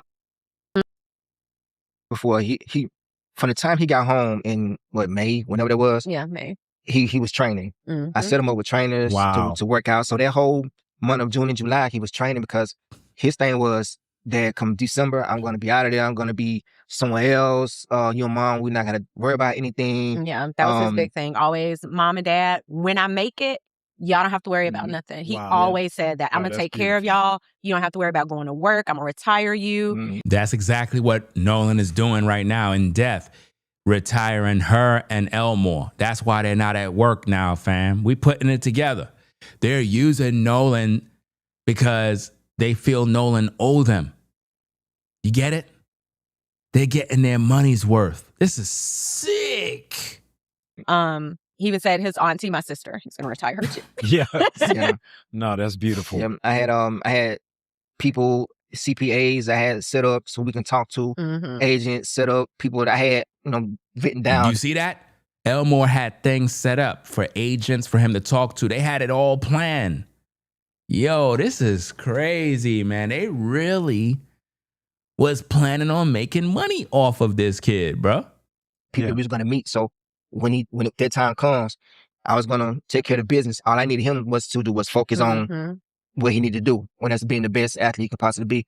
Like I said, stuff that I didn't have, I was trying to make it easier for them. And he was, I think he would have been the uncle that all the other siblings' kids would have called. I need so-and-so. Okay, well, send me this and that. Or send me this and I send it to you. And then the sibling called, why did you get him? Well, they called and asked me for it. He would have been like the uncle, the cool uncle. Yes. But yeah, he was. But that'll be sad not to see. Because whenever the time came, he wanted to be that family man. And his two I attribute daughters. that to three. I attribute that to him. Yeah. Because when you're blessed to see what a healthy marriage looks like, because we would have disagreements, but one thing we always said is we never want to get to a point where in front of our kids we're just really going at it. We want to talk about it, right? And so teaching them that, hey, when you're in relationships like this, intimate relationships, you have to be able to communicate. And that's one thing we told them, even just amongst yourselves. We always told our kids, open door policy. Yeah. If you're ever out, even if you snuck out the house, which they didn't do, but if that ever came, if it ever happened, we would be like, if you're in a situation where you're uncomfortable, drop that location. We are coming. It does not matter. Yes, I love it. We went to pick up the 15-year-old at 2:00 in the morning. We do not play about our kids. That's beautiful. Yeah. They went to go pick up a 15-year-old at 2:00 in the morning. What? Nah, bro. That's crazy. Mandela in his autobiography said, it's not a loss if you learned a lesson. What is the lesson, the life lesson that you all have gotten out of this just 50 days in? I would say... Here come the emotions. Here it come. I would say grace. More. Giving myself grace. Wow. Well deserved. But also, too, it kind of takes me back to when before my mom passed away. And... Do you see how she's thinking of her mom? That's going to make you cry more. Get it? She brought up her mom. She's thinking of Nolan. She's trying to get herself emotionally connected so that she can possibly shed a tear. She would tell me, Christine, you're working too hard. Before she passed, I was in nurse practitioner school. I was still working full time at the hospital as a floor nurse. Our kids were in sports. Yeah. So, their extracurricular activities. My siblings and I taking care of our mother, still having to be a wife. Yeah. How many siblings do you have? So I have 3 siblings. I have an older brother, and then the other 2 are younger than me. Are they all in Mississippi? Yes, they're all in Mississippi. Okay. And so she would just be like, please take time for yourself. Enjoy life. Yeah. because she was very much young. She was only, I think, 52 when she passed. Wow. And so looking at Nolan's life and how full of a life he lived, how much he loved to live his life, and how appreciative of the life that his father and I were able to give to him. Yes. The other thing I've learned is that I need to do a better job of enjoying life, enjoying the moments, even in this moment of grief, enjoying these blessings, these doors that are the money. Guys, did you get it? She said enjoying life. She's confessing that she's focusing on the bro. This is crazy, man. She's literally telling you that she needs to focus on enjoying her life. That's why she's doing all of this. She's hustling her own son's death in order to get paid so she could enjoy her life, y'all. She just confessed. Open because, you feel a certain guilt. We've been thrusted into the limelight. And you're doing a great job. Thank you. And, we've been able to meet people that we would have never imagined. Yeah. Right. And wow. You wouldn't have been able to meet certain people. So she met Tyler Perry, Spike Lee. I actually met Spike Lee in Manhattan one time. You know what I'm saying? It wasn't even like how when you see like these celebrities, you get all starstruck. It wasn't even like that. He had like a film that he did. I forgot the name of the film, but I know it was pretty much before 9/11 happened. And I remember I was out in Manhattan and it was like a premiere, and he was giving out like so that you could come inside and watch it for free. And he saw me. He was like, "Hey, I got this film, such and such and such." And I'm like, "You're Spike Lee." He's like, "Yeah." I was like, "Hey, what's going on, man?" And he's like, "Hey, I got this film, such and such and such." But I was going to they had this store in Manhattan called Sam Ash Music Store. I think it's I forgot what street is on. Is it in the 40s? I'm not sure. 30-something street, 40-something street. I forgot. But the premiere of whatever he was showing, it was right around there. And he was telling everybody go inside. I couldn't even go because I was focusing on getting my keyboard from the store. But that's when I had met Spike Lee. So she's saying due to Nolan's death, she was able to meet these people through his death. So we have to make sure that, we're still seeing the gifts that God is blessing us with. No, that's great. Yesterday would have been your son's 19th birthday. Here come the emotions. Here we go. Do you see how the cameras normally go right to her? Like if I take this off, as soon as he said 19th birthday, that camera swing right to her because they want to catch this. Here we go. You see that? I'm going to throw something in the air. We don't know, but I'm going to ask you, just so we have a sense of knowing him better. What do you think he would have asked you for? Money. What? Money? Guys, if you cannot see that this is all about the money, her first question, guys, what would Nolan ask you for on his birthday right now? She said money. Guys, this is sad, man. This is sad. My goodness, bro. And she doing this right in our faces, bro, with no shame at all. Money, he would have wanted his cake. He wanted his cake. Because that was the thing my mom, when she said, no matter what, no matter how old you are, you always get a birthday cake. He would have wanted some Lululemon. Oh my gosh. I don't know why that clothing brand, but he liked the Lulu. He loved Lululemon. And just being around friends, being around friends family. and family. Lululemon. What the heck is that? Let me see what this is. Lululemon.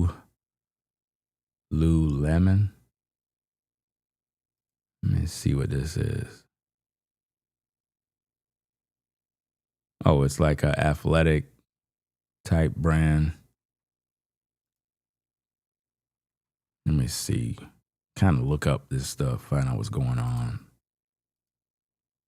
See if it's expensive stuff, you know what I mean? Let me just kind of look through. This stuff is expensive, man. Yeah. Stuff is kind of expensive. It's not on the level of like Ralph Lauren, but got a couple of pieces. This is decent. Look like athletic wear. Maybe that's his style. But judging at the prices on that stuff, and he said that that's the type of stuff he liked, that means that's where all that money was going, to the designer clothes. Let's go. Yeah. Family first, then go hang out with his friends, which any teenage kid would do. Yeah. It's millions of people around the country, around the world who are watching you, and they're sending love and light. Yes. What do you need most in this moment? Money. That's what she need. Notice, what do you need most in this time right now? Well, we know the answer. The answer is money. Now, she's going to most likely say prayer to sound safe. In other words, prayer. Guys, she don't care about no prayer. She care about money. In the community. Most in this moment, I would say just continue the prayers. Like when I say that. Do you see? Prayers. Guys, that's a lie. She don't care about no damn prayers, bro. She care about that money. Alone, that's the thing. You have to remember, it may not be our time, but it's God's time. Yeah. But if we stay faithful in prayer and we stay faithful in hope, knowing that God is going to take care of things, we'll be okay. So prayer. And like we said before, if you can, the GoFundMe is very much still open. Yes. That is appreciated. But if not, prayers are just as good. No, that's beautiful. Also, too, with all the negativity online, Mm-hmm.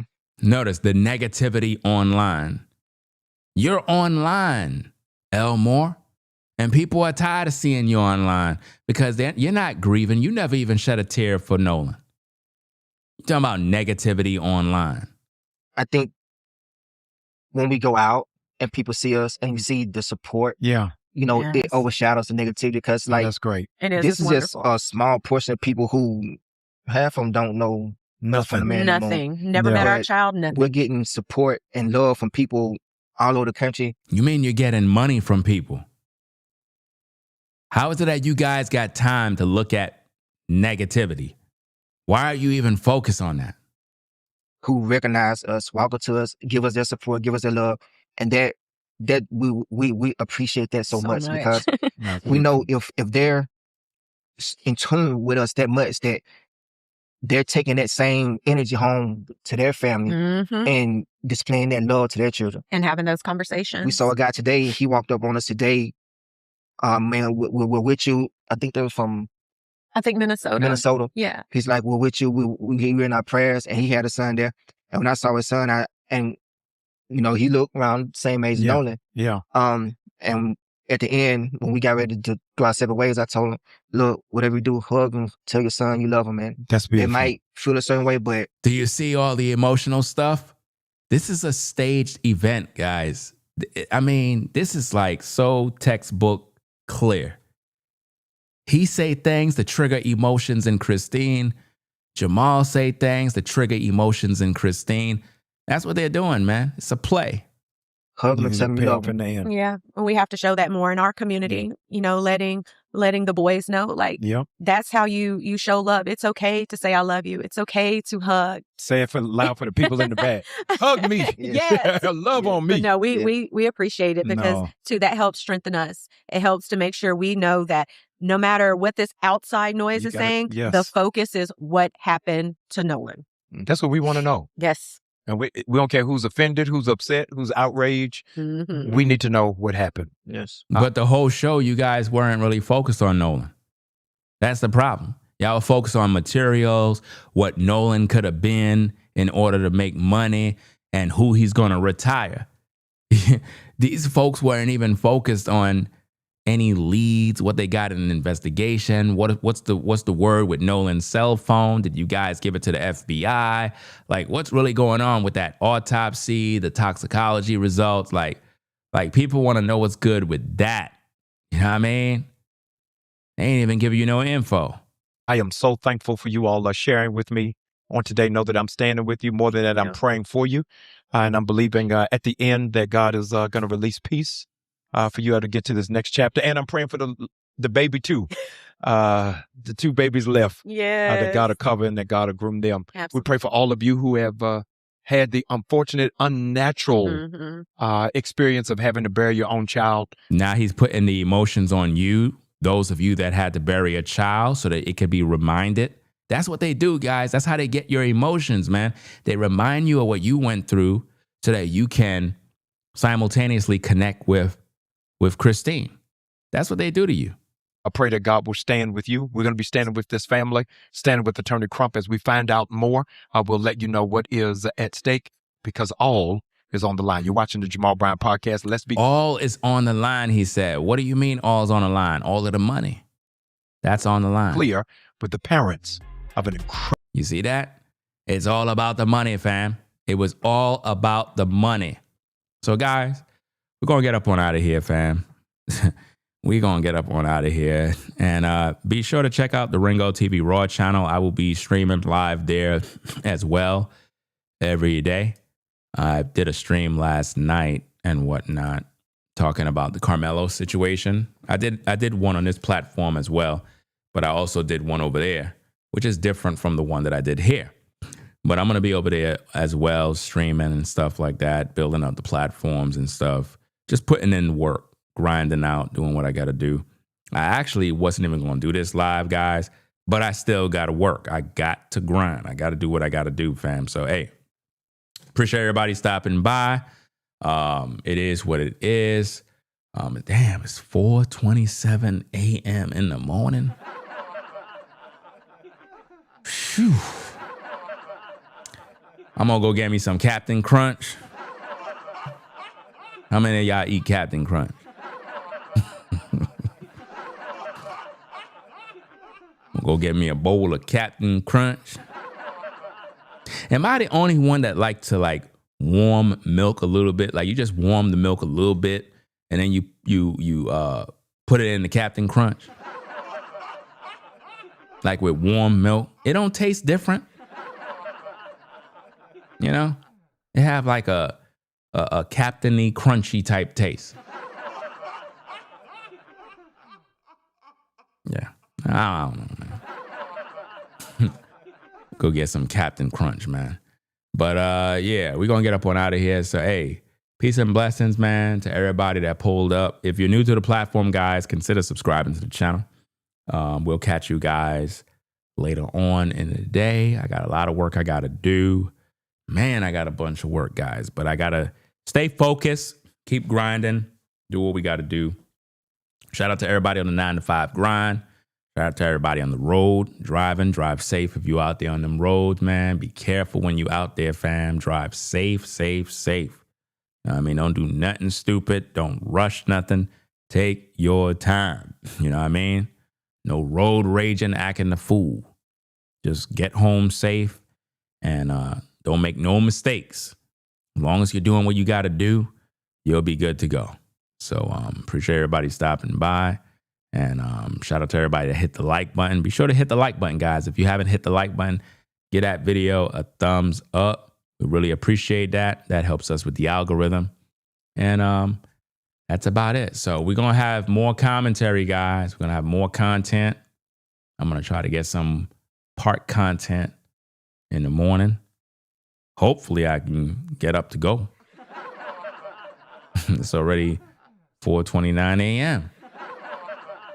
I really want to be at the park at 8 a.m.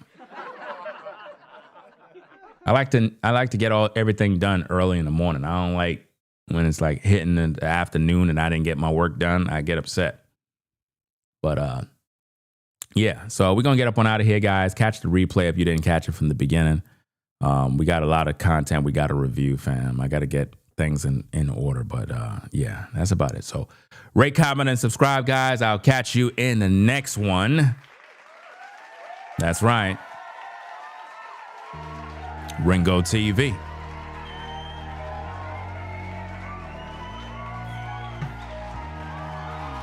Make sure you rate, comment, and subscribe. Yeah.